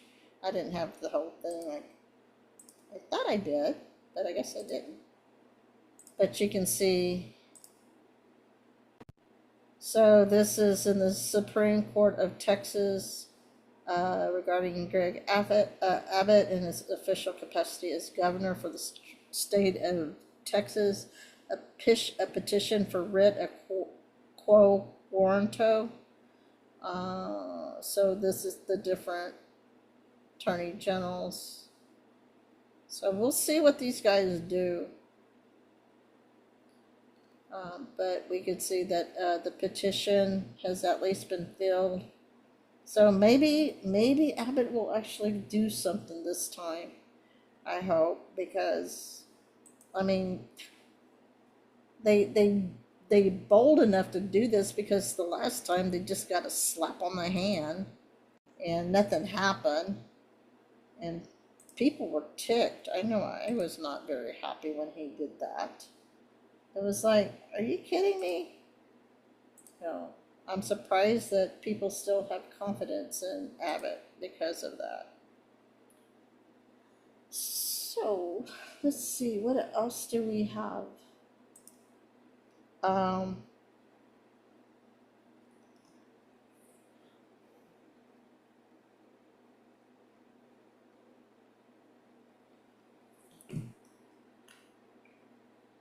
Let's see, I got some other things.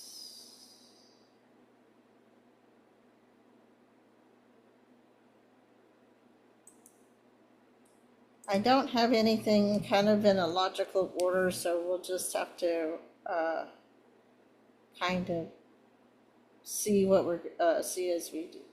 So I have oh yes, this guy, I think this right here, talk about fraud. Let me see something. I'm gonna hold on. I'm gonna see. No, I'll just talk about fraud. Do this. So I picked at this. Let's see. Because this thing has ties to one Ilhan Omar.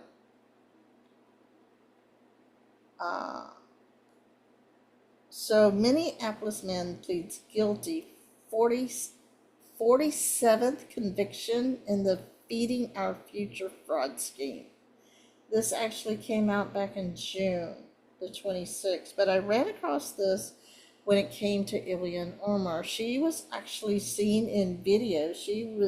She promoted this Feeding Our Future, and she promoted this guy. So a Minneapolis man has pleaded guilty to wire fraud and money laundering for his role in the $250 million fraud scheme that exploited a federally funded child nutrition program during the C-19 panicdemic. I call it a panicdemic because what was being said If you get sick, you're going to die. If you're around somebody, you're going to get sick and you're going to die. Oh, everybody, and let's make sure your kids are healthy. Let's get them the shot. That did more damage than this illness itself. So, let's see. Announced acting U.S. Attorney Joseph H. Thompson. According to court documents from September the 20th through January 22nd, Ahmed Abdullah Gidai, 37, claimed to be operating a child nutrition site in St. Paul, Minnesota. As part of the scheme, on or about September 4th, 2020, Gidai's co-conspirator registered ASA Limited, LLC, with the Minnesota Secretary of State. 4 days later, Gidai's co-conspirator applied for ASA Limited to operate a purported food site in the federal Children Nutrition Program under the sponsorship of Feeding Our Future at the Guri Deli, a small market located in a St. Paul strip mall. Within just 3 weeks of creating the ASA Limited site, Gidai and his co-conspirators falsely claimed to be serving meals to 2,000 or 3,000 children each day, 7 days a week. During the 1 year period from September 20, 2020 to September 2021, Gidai and his co-conspirators fraudulently claimed to have served more than 1 million meals at the ASA Limited site.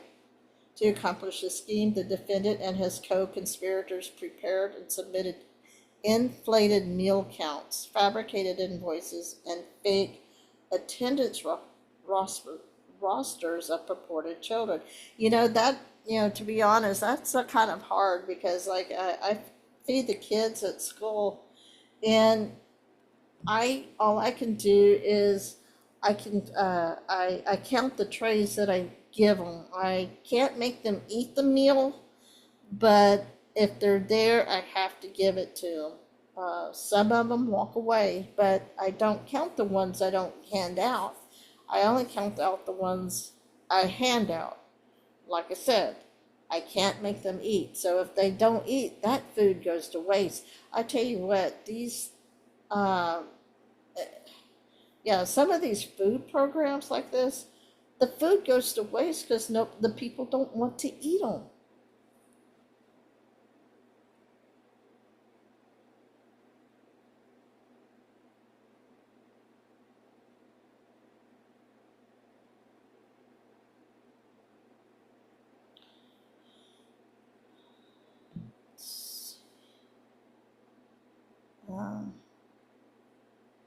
So I have to, I have to take an inventory of all that. I take an inventory of my food, and we started having food start disappearing. Or either that I was getting old and senile and I was forgetting things. According to court documents, rather than use fraudulently obtained money to serve meals or feed children, Gidai and his co-conspirators fraudulently misappropriated much of it. Gidai used a shell entity he created, AG Limited LLC, to hide and disguise the source and ownership of his portion of the fraud proceeds. Between December 2020 and November 2021, Gidai deposited more than $2 million in federal child nutrition program funds into AG Limited LLC bank accounts. Gidai used this money to purchase more than $245,000 in motor vehicles and to fund more than $200,000 in credit card spending. Gidai also transferred approximately $560,000 in federal child nutrition program funds to Cosmopolitan Business Properties, LLC, another shell he co-owned with other co-conspirators. I wonder if that's the program that we were using. Toward the purchase of a mansion and adjoining property located at 2722 and 2742 Park South Avenue in Minneapolis, which will be now forfeited to the United States, along with a 2021 Jeep Grand Cherokee. I think that would follow under the EO, crimes against children, right? Crimes against humanity. According to court documents, Gidai paid $5,000 in kickbacks to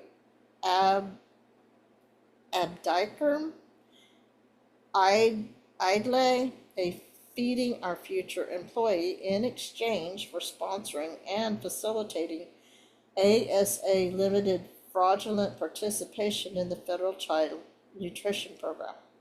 ASA Limited, of which the defendant was a co-owner, paid Idle an additional $49,000 in kickbacks. That would keep me going for about a year. Feeding Our Future received nearly $400,000 in administrative fees sponsoring ASA Limited's participation in the program. So in total, Gidai and his co-conspirators, I'd like to know who his co-conspirators are. Wouldn't that be interesting to see their names show up?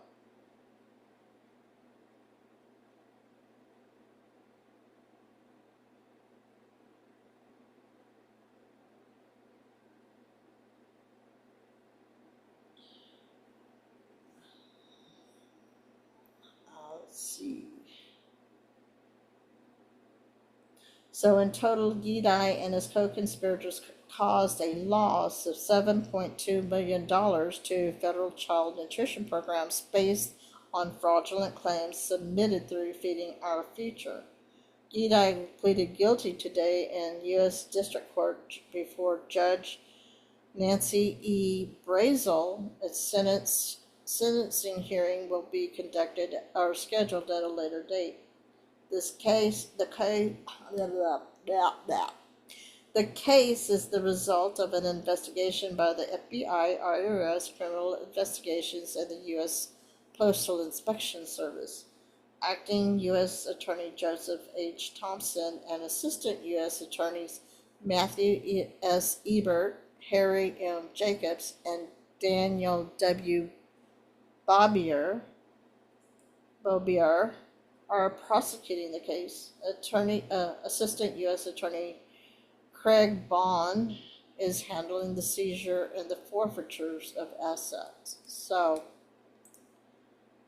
that, like I said, I got hooked on this thing because, or what drew me to this was because someone mentioned that Ilhan Omar was seen, serving food, and so she was one of those that was promoting this this company, this Feeding Our Future. So that is one of, like I said, and it'd be interesting to know if she was considered a co-conspirator. Let's see, what else we got? Oh, so let's see on that. Okay, so if we look at Wikipedia, wiki. Let me look at Wikipedia. I know some people, I know Wikipedia is not exactly the best source, but I think it's a good starting place.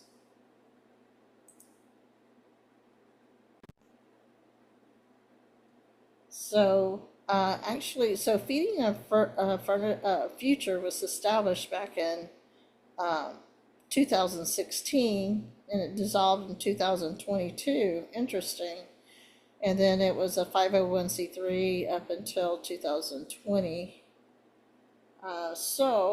Feeding Our Future was a nonprofit organization based in Minnesota, founded in 2016. It claimed to distribute many thousands of meals to school children during the pandemic, but stole hundreds of millions of dollars while providing few or no meals at most of its locations.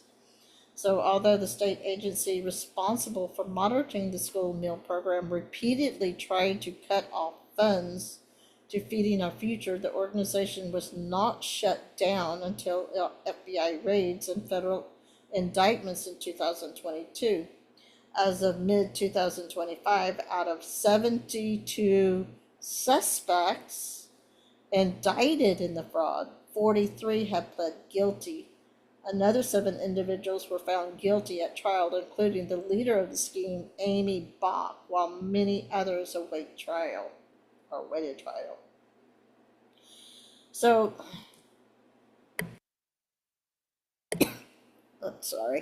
So here's a history. The organization was founded in 2016 and repeatedly applied for grants from the state of Minnesota, but was rejected due to allegations of mismanagement and abuses. The organization's tax status as a nonprofit was revoked by the IRS in February 2020. So for 2 years they still ran. Is that what they're saying? That was revoked, but they didn't dissolve to 2022. After the onset of the virus pandemic, a large increase in the amount of federal aid available, Feeding Our Future applied to receive funding to provide meals to school children as schools were closed. Although the Minnesota Department of Education knew of issues of Feeding Our Future, it began giving the organization substantial grants after Feeding Our Future threatened legal action against the state. So who's in charge of Minnesota right now? Who's governor? Who and how long has he been governor? Ultimately, after MDE began delaying responses to Feeding Our Future's grant applications, the organization sued the state in November 2020, arguing that it was being discriminated against. Yeah, there you go. They have to throw that discrimination word, right? Around the same time, the MDA raised concerns of fraud with the United States Department of Agriculture, and the FBI began investigating in February 2021. Feeding Our Future's leader, Amy Bach, maintained ties with local politicians, including Minneapolis Mayor Jacob Frey, that guy. So he was part of the Democratic Farmer Labor Party, and he was actually on the city council in 2014 to 2018 and elected mayor. And then state senator Omar Fateh. Oh, this guy. How about this guy? So, I mean, he's an American, they say he's an American politician and a member of the Minnesota Senate, a member of the Minnesota Democratic Farmer Labor Party. He represented District 62, or represents, which includes parts of the Southwest, Minneapolis and Hennepin County. And he's Somalia. He's from Somalia. An aide of Frey's Abdi Salah ultimately pled guilty to wire fraud. Frey stated he was unaware of Salah's activities. Another supporter is Minneapolis council member Jamal Osman. So here's another one. Again, Democratic Farmer Labor Party, elected in 2020. So whose wife operated a Feeding Our Future meal site, which received more than $400,000 in funding. Can you say nepotism? Federal prosecutors allege that only 3% of the funding granted. So since I'm in California, that this this organization probably would not have been part. Alleged that only around 3% of the funding granted to Feeding Our Future meal sites was spent on food, while the remainder was funneled to the individual conspirators involved in the fraud. At its peak, the organization listed 299 meal sites, which purported to have served 90 million meals in less than 2 years, more than 120,000 meals per day. One site surveilled by the FBI claiming to serve 6,000 meals per day actually averaged around 40 visitors. Meanwhile, in December 2020, MDE denied Feeding Our Future's ongoing grant applications and labeled the organization severely deficient, leading to an attempt by MDE to terminate the partnership fully. Feeding Our Future sued the state in response. Minnesota Judge John Guzman found in the spring of 2021 that there was no legal basis for stopping payments. Ooh. So the judge, how much you want to bet he was on the take? That there was no legal basis for stopping payments, and informed MDE that there could be a real problem if it did not resume processing Feed Our Future grant applications, although he did not formally order MDE to resume giving grants. Several months later, Guzman held MDE in contempt of court for processing grants applications slowly and ordered the state agency to pay a fine of $47,500 to Feeding Our Children. Oh. I wonder where that judge is now.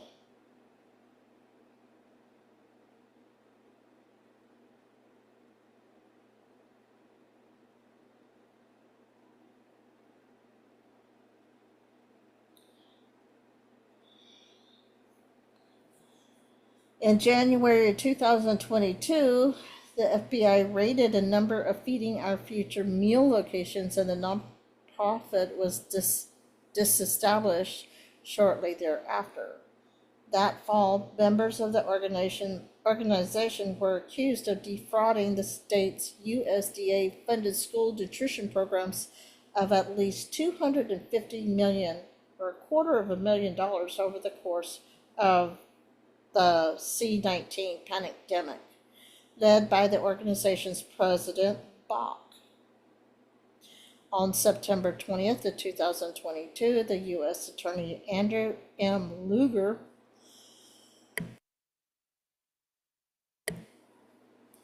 announced federal charges against 47 former Feeding Our Future employees for their involvement in the nation's largest pandemic-related fraud scheme. By October 2024, the number of indicted individuals reached 70. In the spring of 2024, a group of 7 defendants were first to go to trial.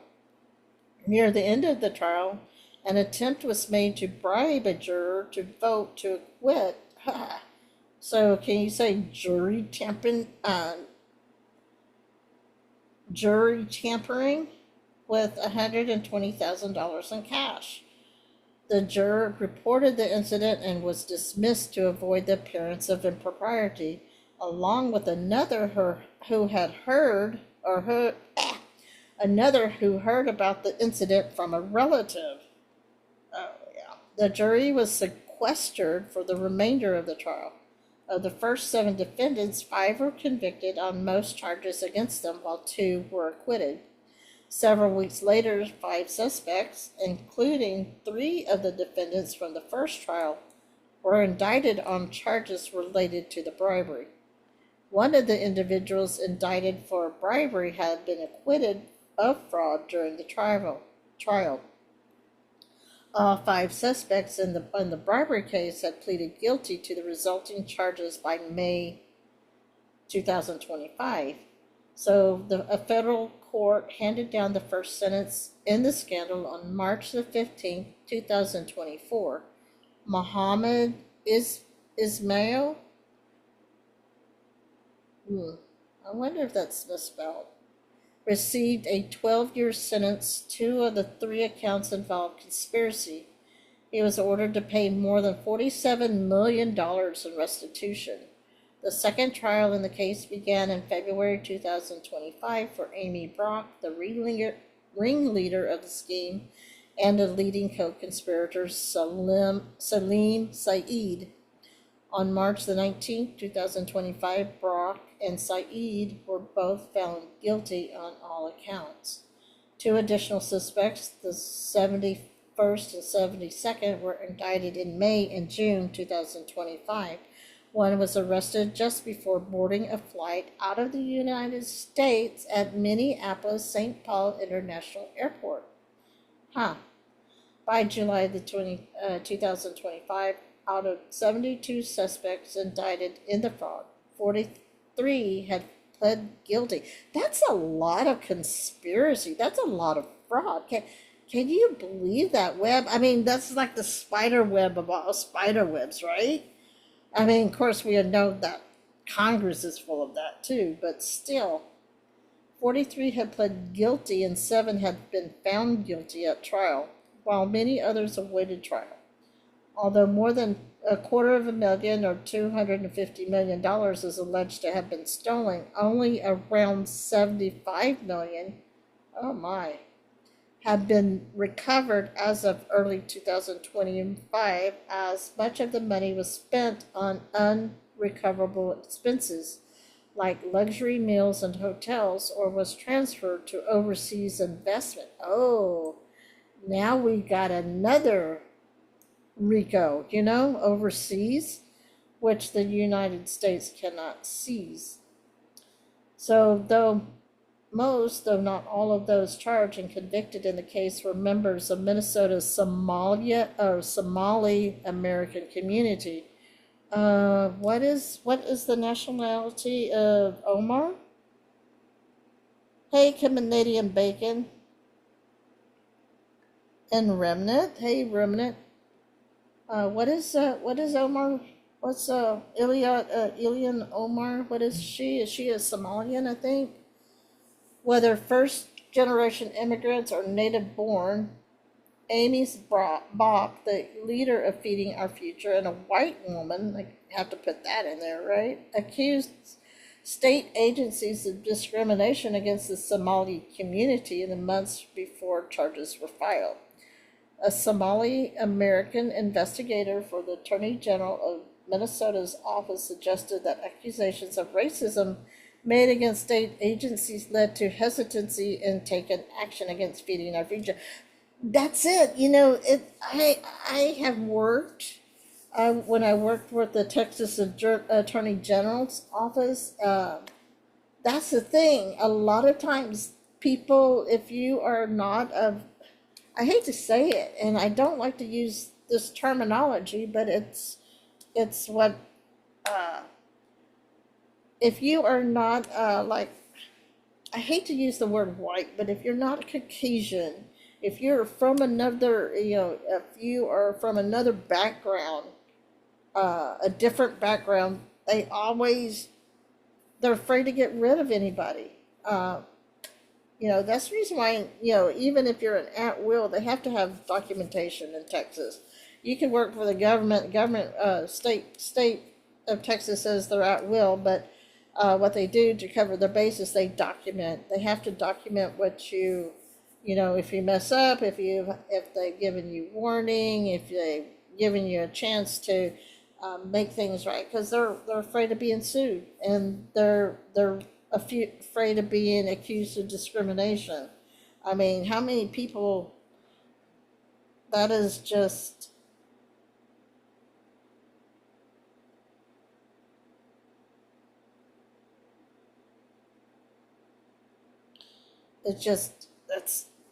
people they're afraid of that. I mean, which is discriminatory as it is. You're discriminating of filing charges after an investigation against somebody because of their I don't know, heritage. Uh, that's that's in my opinion, that's discriminatory. So the following table lists only those who pled guilty or were convicted by a jury. It does not include those who thus far have only been charged with crimes, as it is up to date as of August the 4th of 2025. So, good grief. So we got Beckham Murdasa, 40, conspiracy to commit wire fraud, $3 million.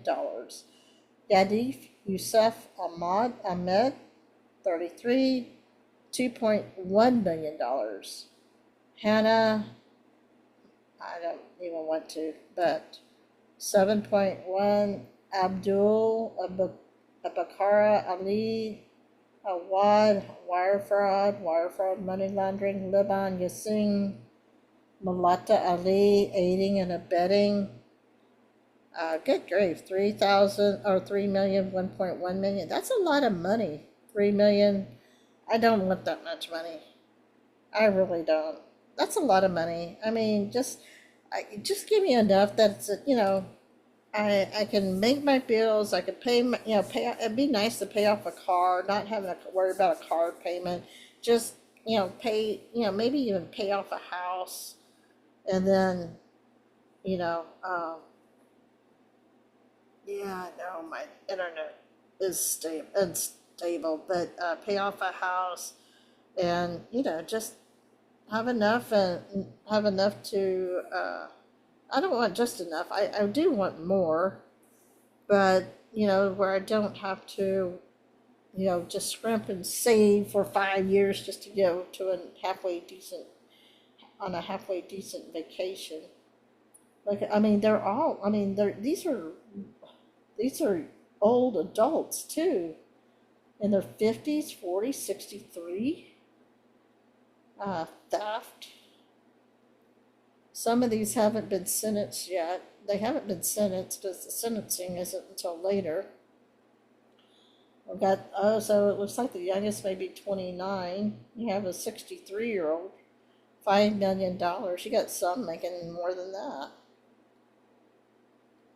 So here are this Sharon Ross. Sharon Ross got 3.5 probation. Okay, well, let's look at this. So these that have 2.25 or 4.25 years monetary restitution, $5 million. Excuse me. Got another 3.5 years monetary restitution of 2.4. And you got to know they're not going to have to pay that whole thing back. Maybe a quarter of it. 12 years. This Mohammed, conspiracy to commit wire fraud, conspiracy to commit money laundering. So these were convicted at trial. Sharon Ross pleaded guilty. This guy pled guilty. This guy, here's a 21-year-old. He convicted at trial of $900,000. But he hasn't been sentenced yet. I wonder if he's going to have the same kind of monetary restitution. I wonder if he's going to get to see a jail cell since he's 21. We got 17.5 years, 17 and a half years, 33, 1 point. Now, I wonder what, there's got to be more to this. If he's getting 17 and a half years, I wonder if he'll even see half of that time. I wonder if he'll get probation. For 1.3, where this guy is 2.2, but he's only getting 12, I wonder if the age was in account.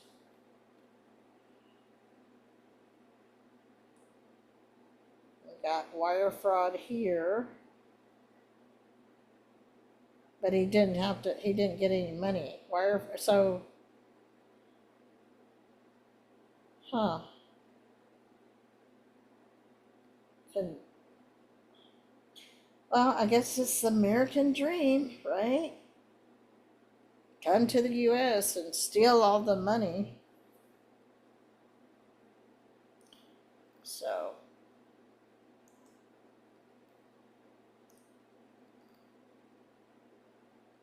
oh, here's an interesting one: 666,000.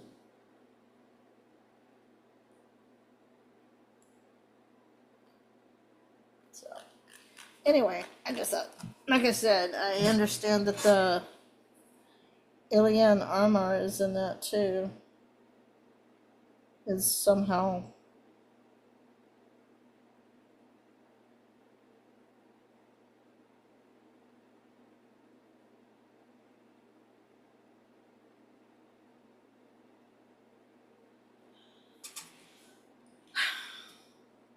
So,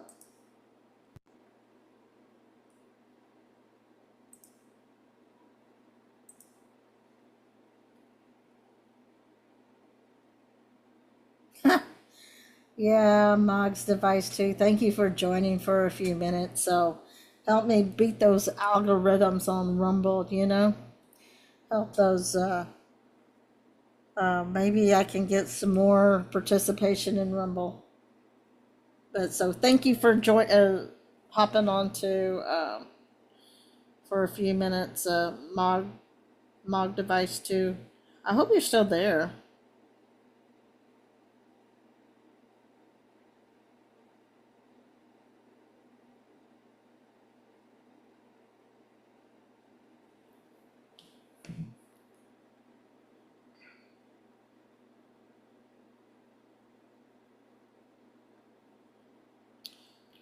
So let's see. So I just thought that was, I saw that someone had mentioned alien armor, and I wonder if they're somehow gonna tie that. So here's another. I don't know. People have been talking about this. Uh, this is an interesting one. Let's see. I may have to. Come on.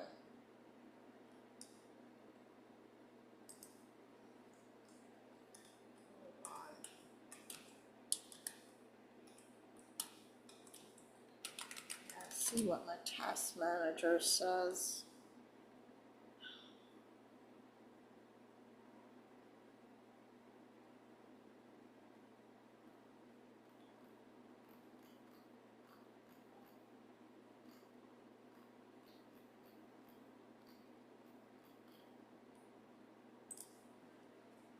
Okay, close this odd. All right, so this came. Here's an. I don't want that video. Okay.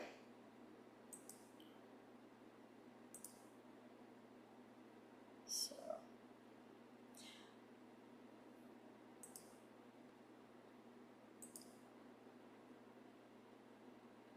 Yeah, I'm sorry.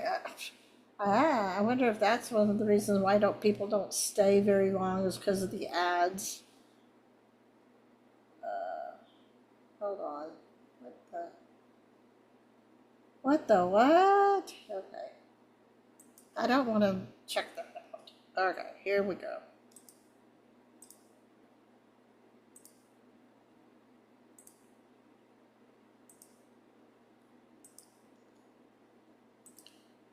Let's see. All right.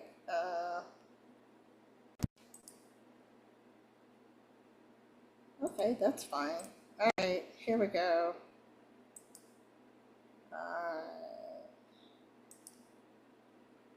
Yeah, I know. Yeah, this is what happens.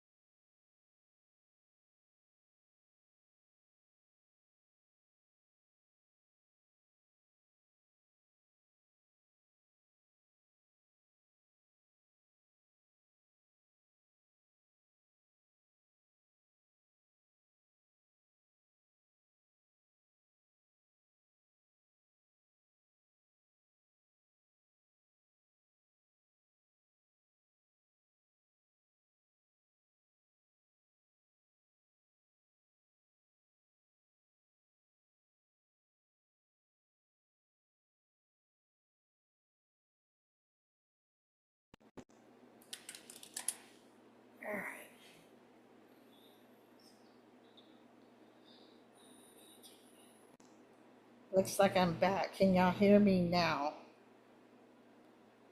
Yeah, I am going to try to close them. So guys, can you hear me now? So let me see if I can.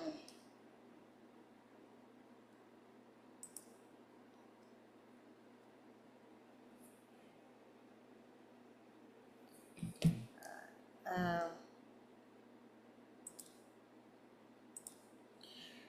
okay. Can you guys hear me on Rumble? Give me a 5 by 5 if you can hear me on Rumble, please. Okay. Oh no. Y'all can't hear me on Rumble.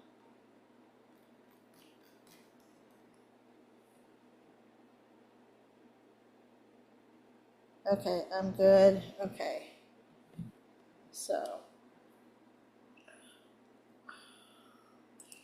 Okay. I may have to go ahead and shut Rumble down so I can finish up the show. Oop, there goes my Rumble. At least I got some time. There's Rumble. Okay, thanks. All right, let's see. All right.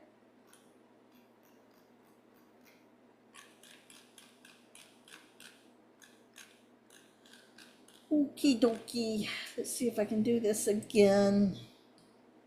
All right. Okay.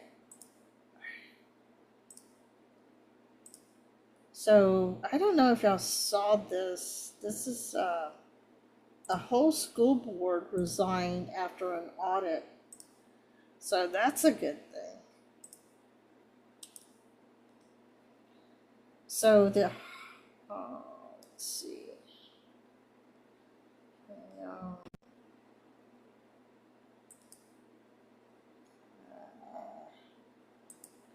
I'm gonna growl a little bit, everybody. So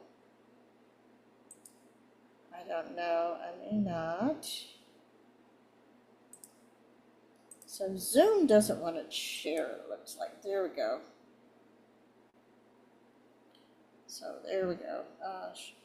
Yeah. So this entire Highlands Charter Board resigns after audit finds legal violations, nepotism, and misuse of funds. State demands $180 million in repayment. Oh, come on, don't tell me you're not gonna. Oh, I'm sure that this has to do with the video in here. So, okay, here we go. So in Sacramento, California, what have we been talking about Sacramento in California about? So the entire board of directors overseeing Highlands Community Charter and Technical Schools announced their resignations Monday, just weeks after an audit by the California State Auditor released its findings on the charter school. The 171-page audit released on June the 24th and prompted by ABC's 2-year investigation, The Wild West of Education, found the school improperly received more than $180 million in public education funding, as well as intentionally misreported attendance, violate this law with gifts of public funds and conflict of interest, used public funds for luxury travel, avoided transparency, and that its board, entrusted to oversee policies, procedures, and the spending of public funds, failed to provide proper oversight at multiple levels. Wait a minute. So, I mean, doesn't this sound a lot like the other fraud that I just read? The Feeding Our Future Fund. They do the same thing over and over again.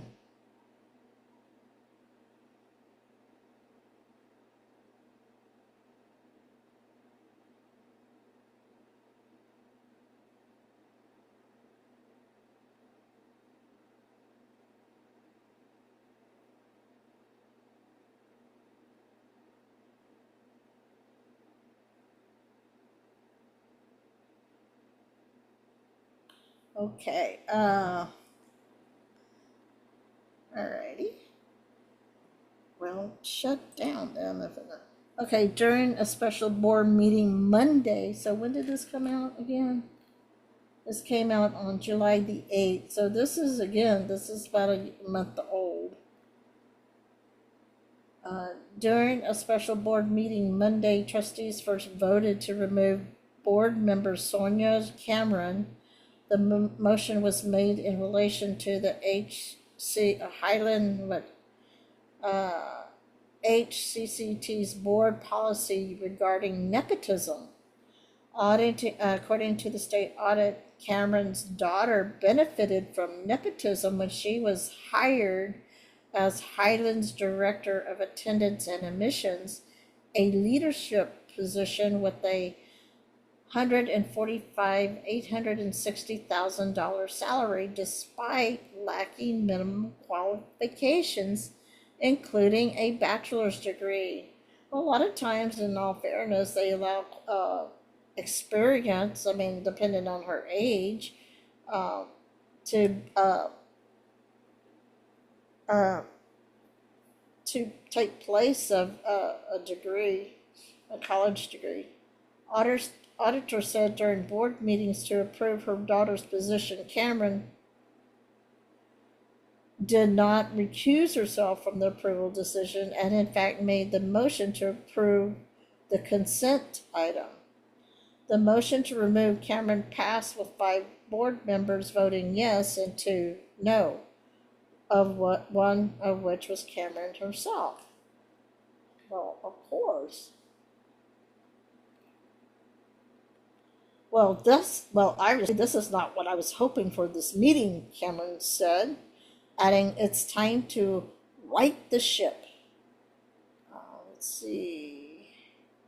Immediately after that vote, the 6 remaining board members, Ernie Daniels, Matt Powers, Rick Jones, Sharon Rocco, Mike Reed, and Mary DeChance, one by one, announced their own resignations and departures. At least 3 members will remain until replacements are appointed to ensure the school remains legally operational. I will depart as soon as I know you have a suitable person or persons coming in here and run the helm, said Reed, the recently appointed president of Highlands Board, replacing Daniels. HCCTS recently appointed former Sacramento City Unified Superintendent Jonathan Raymond and executive director with the board stepping down. Raymond will be entrusted to find new board leadership. Yeah, he'll probably find a cousin or an aunt or something. This moment is about accountability at every level, Raymond said in a statement. I asked for these resignations because I believe Highlands' future depends on a clean break from past governance failures. Our community deserves a school governed with integrity, guided by transparency, and built to serve those who've historically been left behind. These changes allow us to reset and rebuild from a stronger foundation. Meanwhile, the California Department of Education has requested Highlands repay over $180 million that the audit says the school, including its in-person and online division, inappropriately received. Excuse me.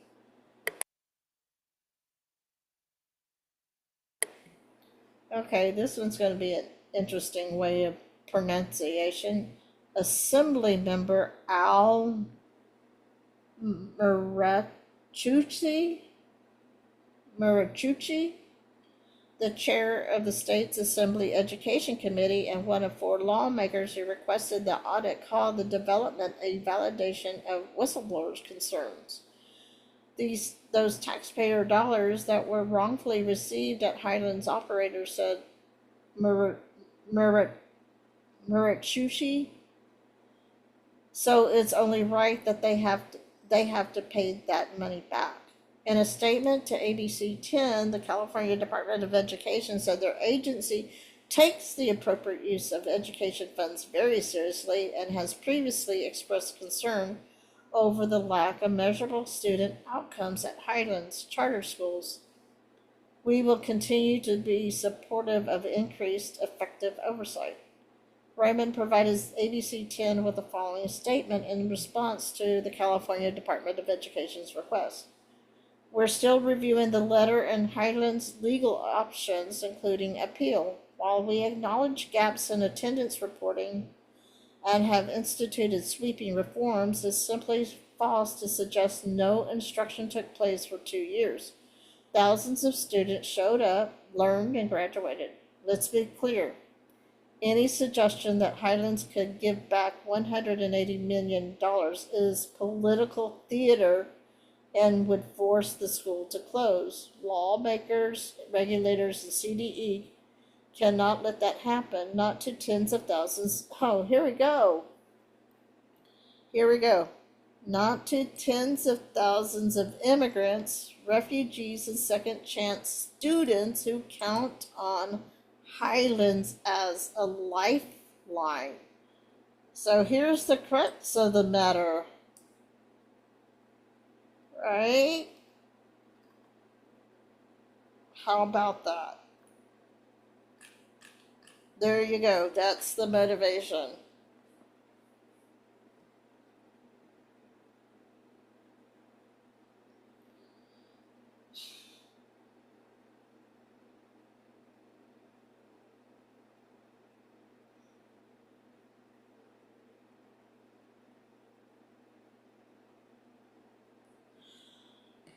What y'all think about that, chat?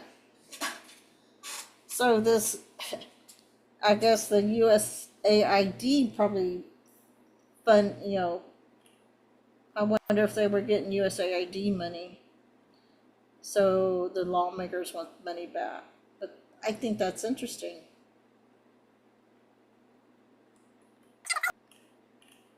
I mean, charter schools have their place. I put my daughter in a charter school for a while. But that's crazy, though. $180 million? I wonder if they really spent that much.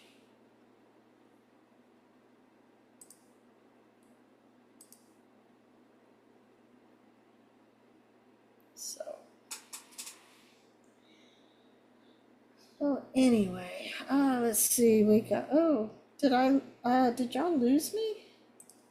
Oh.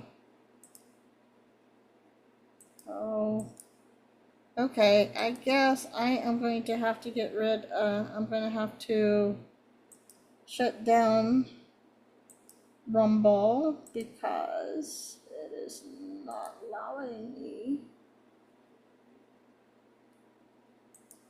to respond.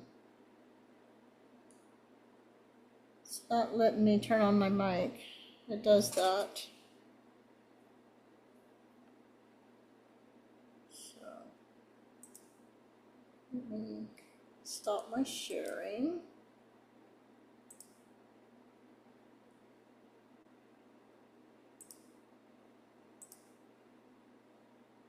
So let me get Rumble back.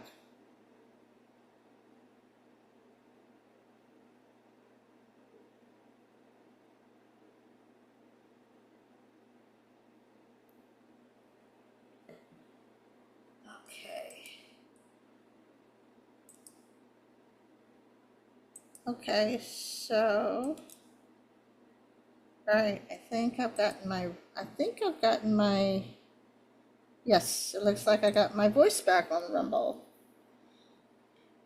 So, I hope, yep. I see the green box is working, so that's a good indicator.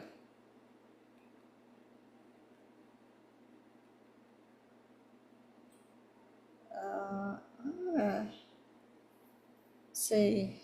I've got a couple of videos I want to show, but I don't think I'm going to be able to show it through Rumble. I'm going to have to take it down. Probably.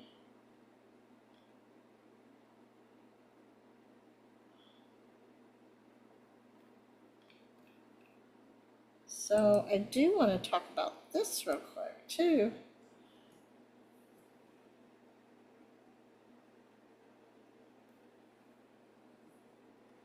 So again, this came out on the 31st, which would have been, let's see, we're on the 7th. That was last week. Let's see, hopefully this will.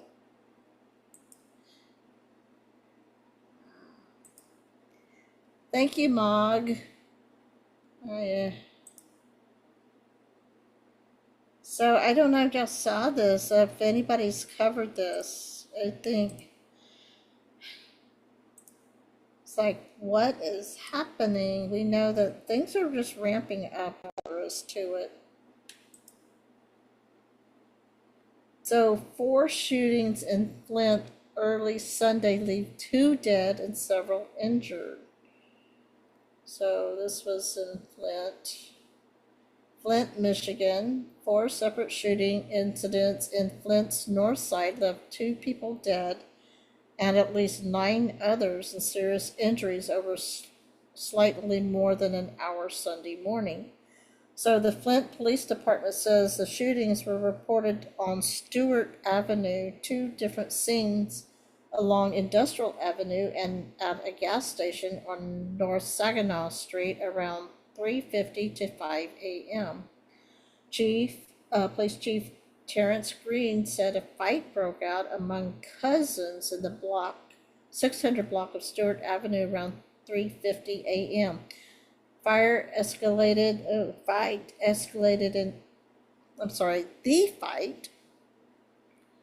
escalated into gunfire, leaving 3 victims. That's bad. I mean, nothing ever good ever happens after midnight. That's all. That's just rule of thumb. And I mean, family members? I mean, what?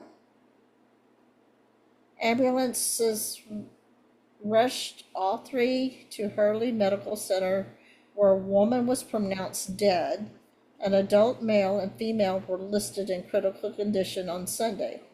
Minutes later, police responded to a building in the area of Pasadena and Industrial Avenues. Green said a large gathering was taking place at a known trouble spot for police, which authorities tried to close a few years ago. He said an altercation broke out and 5 people sustained gunshot wounds. A 25-year-old man died from his injuries. Men ages 23, 21, and 30 and a female age 22 were hospitalized in critical condition from the scene. I want to get rid of you. Thank you. Get rid of that video. The Green said the incident could be considered a mass shooting based on the number of victims. There you go, it's a mass shooting. Numerous people fled northbound from that scene when the gunfire started.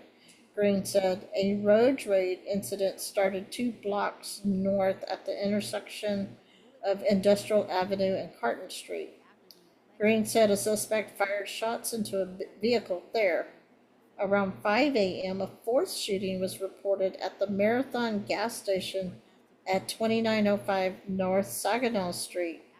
Green said the shooting there likely was related to the alleged road rage incident at Carton Street and Industrial Avenue. An ambulance rushed a 41-year-old man found at the gas station to an area hospital where he was listed in critical condition. Again, this has been over a week now, so this is on the 28th. So it's all, well, I guess you could say it's almost 2 weeks, right? No. Yeah, almost 2. When was the 28th? I guess so. Okay, so it's about a week and a half. So it's almost 2 weeks ago. It was 2 Sundays ago, let me put it that way. Green said the situation was chaotic for Flint police officers who were investigating 4 separate shooting cases simultaneously early Sunday. Things went haywire and officers were overwhelmed almost immediately, he said. Investigations continue into all 4 incidents. Green said Flint police will be stepping. I don't know who wrote this, but man, it's it's kind of like, I appreciate the fact that this person is given the facts, but it's like the sentence structure is so, it's just, it doesn't have to be complicated, but it's like so elementary. It's like it's a first grade sentence structure, or second grade.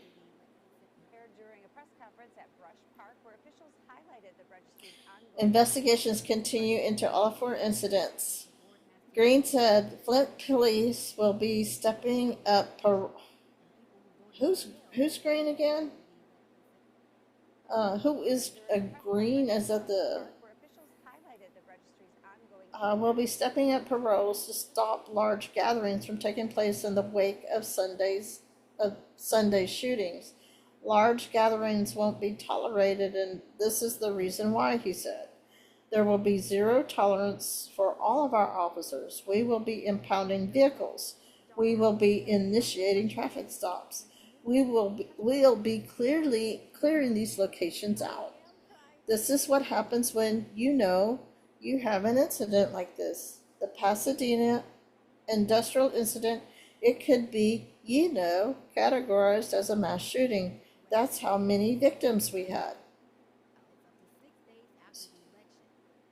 How many? Raise your hand if you think this was written by AI.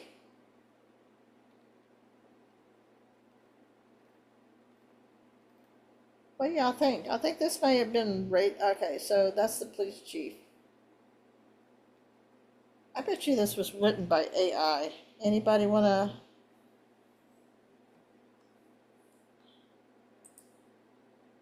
Like, you think?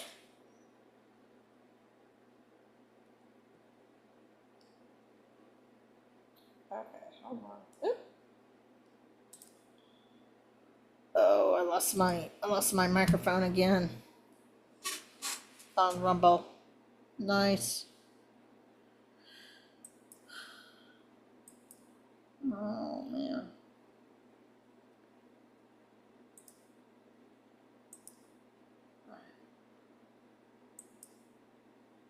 Here we go.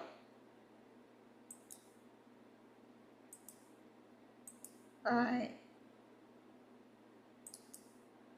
But if you can hear me on Rumble, how many of you think that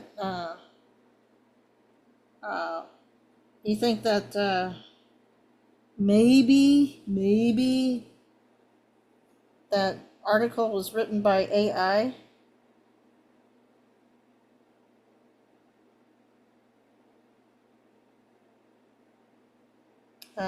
Is that better? Is it getting better? So again, sorry Rumble, I lost my voice on Rumble. So y'all think if you're in Rumble, do you think that article was written by AI? You don't? Well, I can't reboot, and if I reboot in Zoom, I lose Zoom. It's glitchy. Well, I tell you what, I am going to, because I only have 15 minutes, and I like to play a couple of videos, so I'm going to go ahead and shut down Rumble so that I can get some of the bandwidth back, and I can play some videos. But thank you for joining me in Rumble, for those who came in and joined and allowed me, help me get the algorithms going in Rumble so that I can, and I'm sorry y'all didn't hear that, but basically I don't know if you were able to read and follow along while I was reading that article about the Flint incidents, the 4 shootings, but that sentence structure was just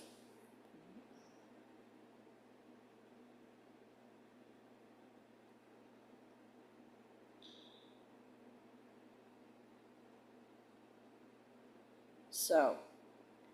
For those of you in Rumble, I am going to shut down my live stream in Rumble again. Thank you for coming on. I appreciate it. I will, if you were listening with me and Chris earlier, I'm going to try to do a, a journey through the Bible if you want to join and learn some more about who God and Jesus are. So anyway, if you're on Rumble, thank you for joining me, and good night. I'm going to shut the stream down. Stream and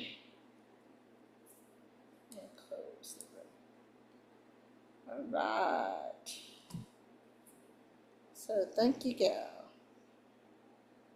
Not super bad. So that should probably take care of some of the audio issues, at least on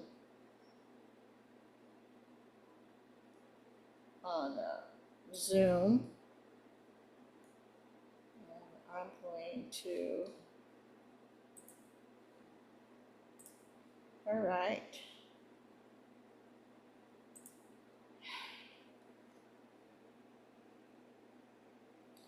Alrighty, let me do a quick reset here. Oh yeah, I do want to.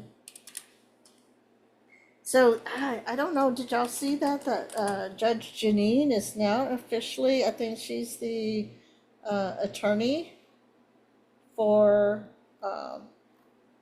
I believe she is the attorney for Washington D.C., which that's definitely one of the swamp areas that need to be cleaned out, right? So, okay. I tell you what, Zoom definitely eats up a lot. So, anyhow, so we got about 10 more minutes. So, let me see. Let me get this up. Hopefully.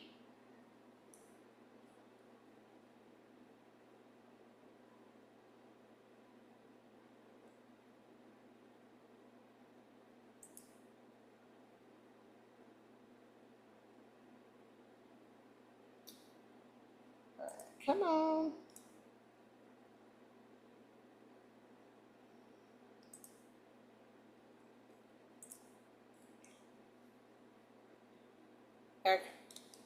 Let me, like I said, I'm having to reset and get up.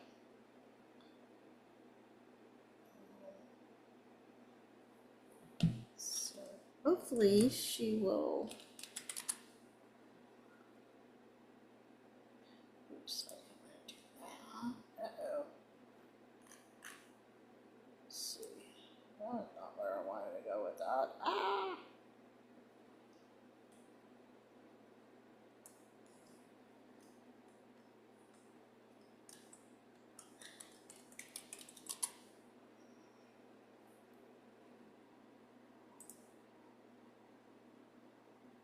Okay. Sorry if I'm getting a little quiet. I'm just I'm trying to.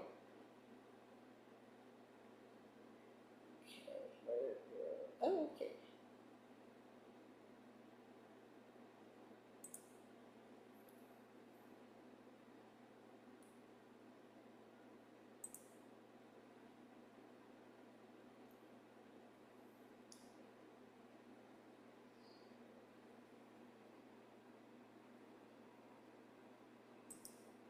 Okay, here is Judge Janine. All right, let me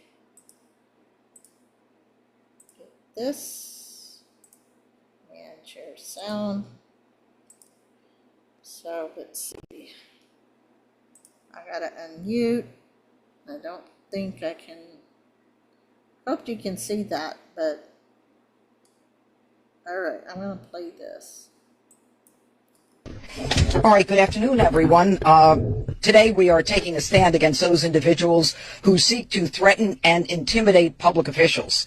This morning, the United States Capitol Police executed an arrest warrant resulting in the arrest of an individual by the name of Seth Jason, 64 years old. He resides in Maryland, and they also seized a laptop, several telephones, an iPad, as well as thumb drives. Now, Jason is charged with threatening to murder Congresswoman Marjorie Taylor Greene, as well as members of her family. The threats were repeatedly and continuously made from October of 2023 through the end of January this year. Now, the quotes included statements like, "I'm looking forward to your book signing. We are all armed and ready to take care of you. We're coming after you and your staff, and we are locked and loaded. We're going to take you all out. We've got our AK-47s. You're going to get one between the eyes. Bam, bam, bam." Also threatened were all of the staff at the Congresswoman's office, as well as the staff members' families. Now, this case is even more egregious because the individual, Seth Jason, is a rogue, former full-time federal government employee at Voice. All right, good afternoon, everyone. Okay, so Judge Janine, she's on it, right? She is so on it. President Trump now has an ally on the judges bench in DC. So how about that? She is on it. Let's see, we got 8 more minutes. Wow. Last couple of hours went by pretty quick, and I didn't even get to some of the stuff I wanted to do. But, okay, I'm going to do this, I think. I said I wanted to play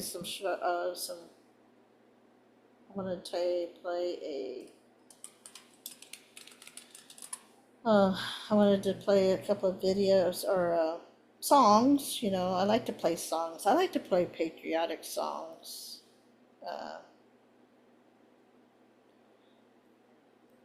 So I've got to tell you, I wish I understood a little bit better how all this works. How computers work and the whole memory versus CPU versus disk.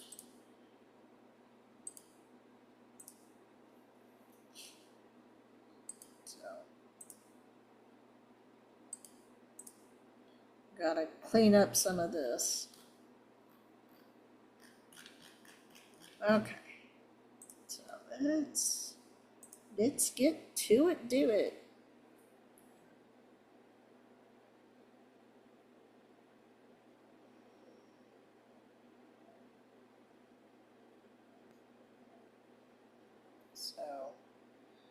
So I'm just a reminder, if you can help, if you want to help, if you don't want to help, that's fine. But I'm gonna put out my PayPal account, so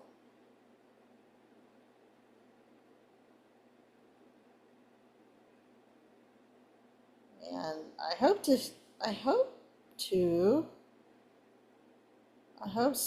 see some of you guys tomorrow when I come on and do my Bible study tomorrow. So there's my PayPal, and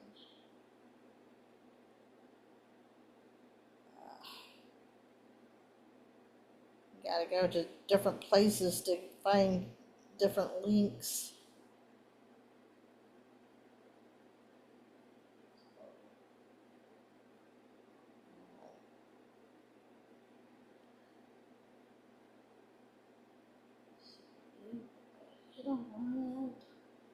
All right, I gotta do.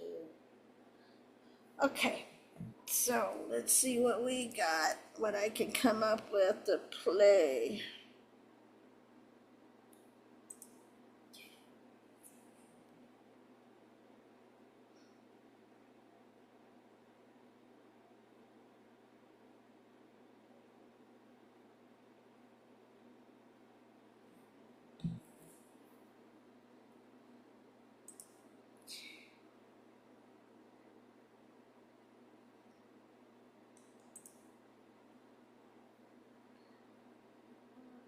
Let's see.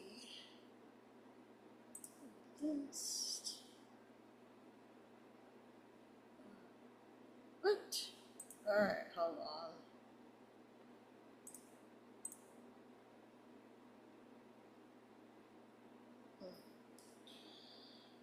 Okay, let's see.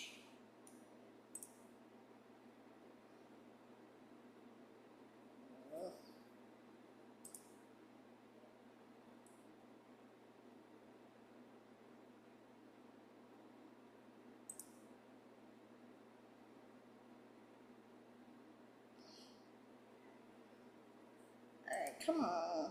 Open up, open up. Thank you. Let's see what I can find. Amen. No perverts. I'm tired of perverts.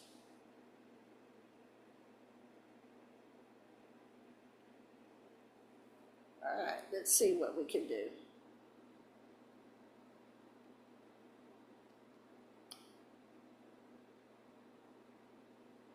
Yeah, I think I'm, since we have permission to play Billy Falcon, I think I'm gonna play him.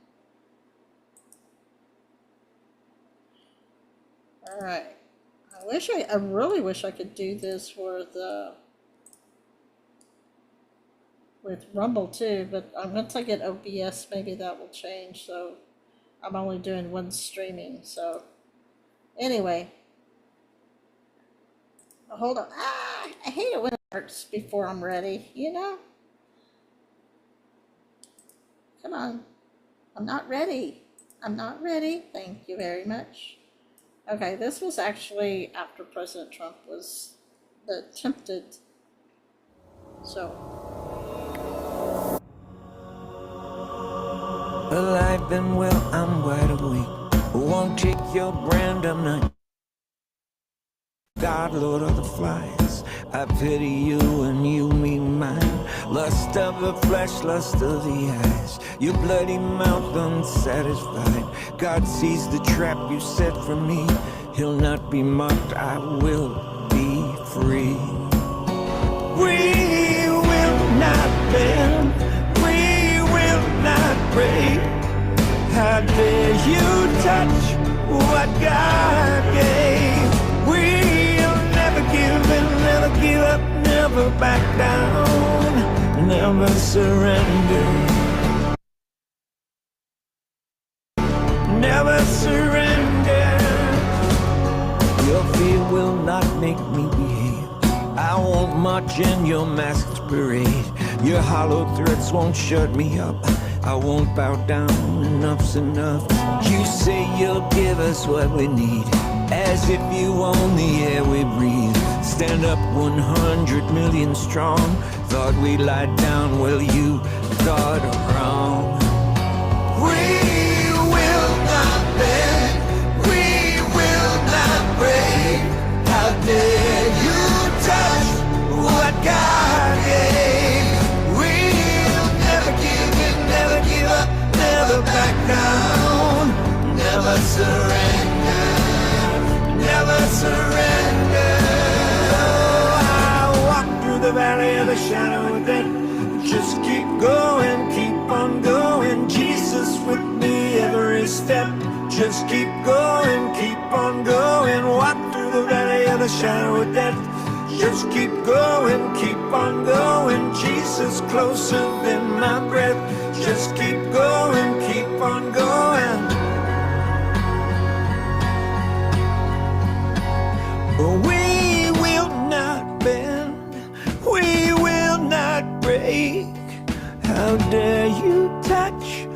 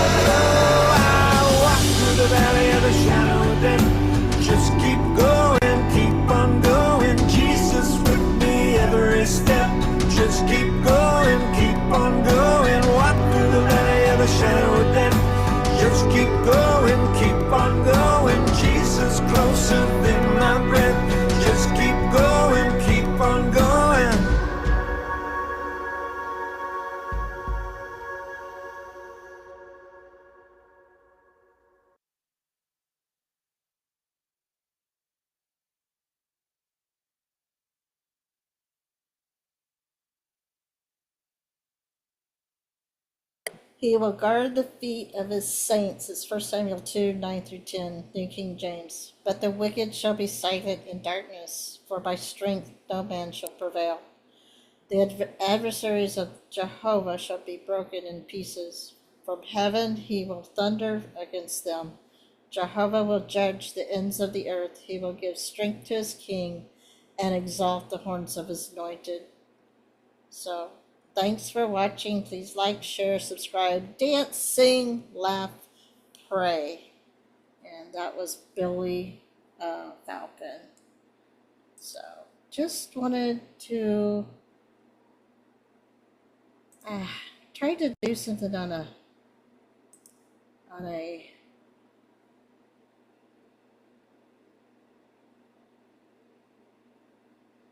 see, what's this? Important messaging from 1PO5. I think that was for him. I think that's for Poe. I think he's going to do that. Yeah, come on. Yeah. Oh, yeah, that was just me switching. Oh, okay. That was just Okay. a message for me. I know. Yeah. Good morning, Heidi.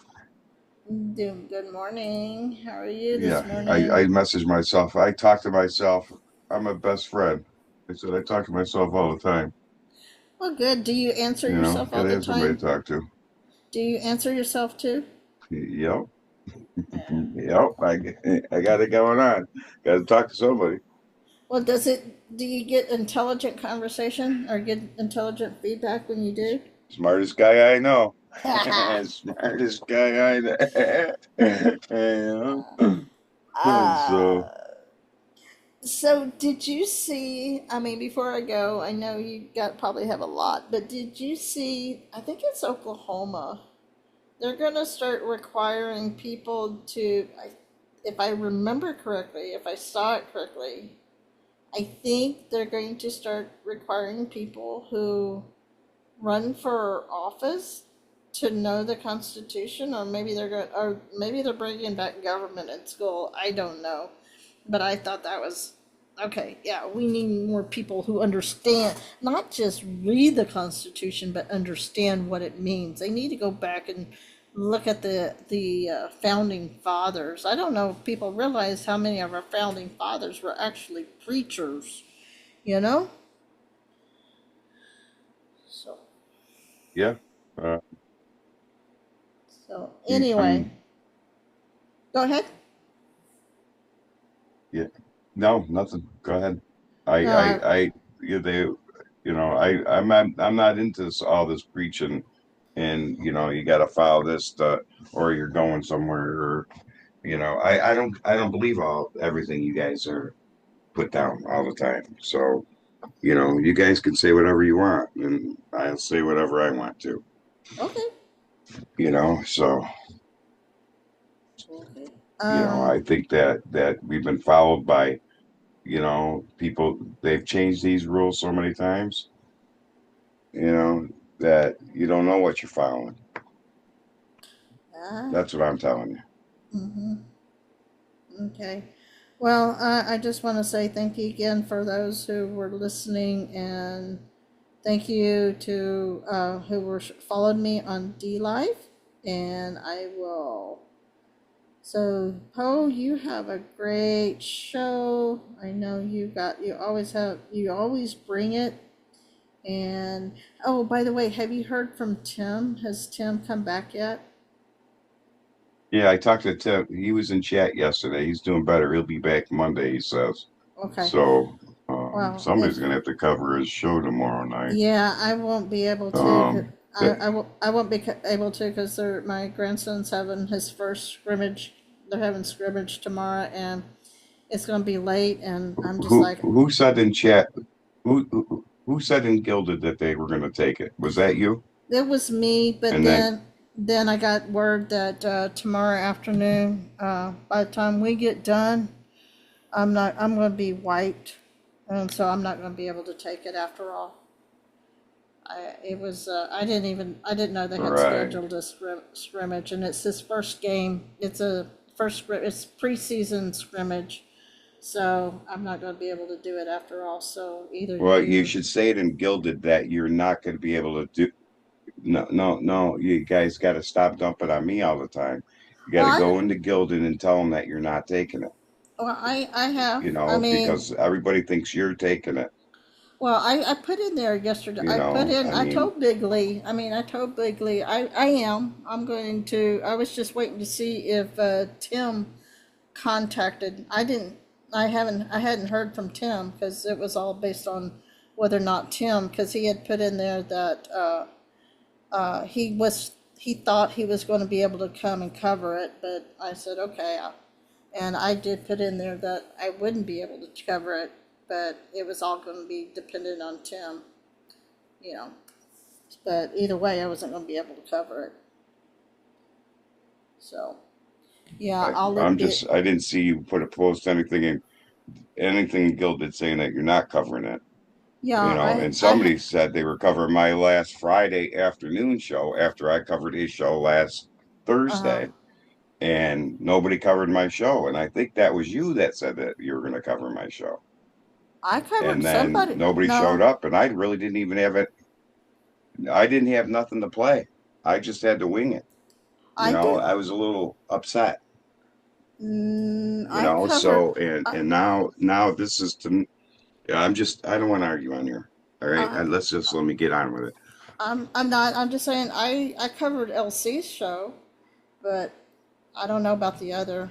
But anyway, you Right, have a good one. I right. will. I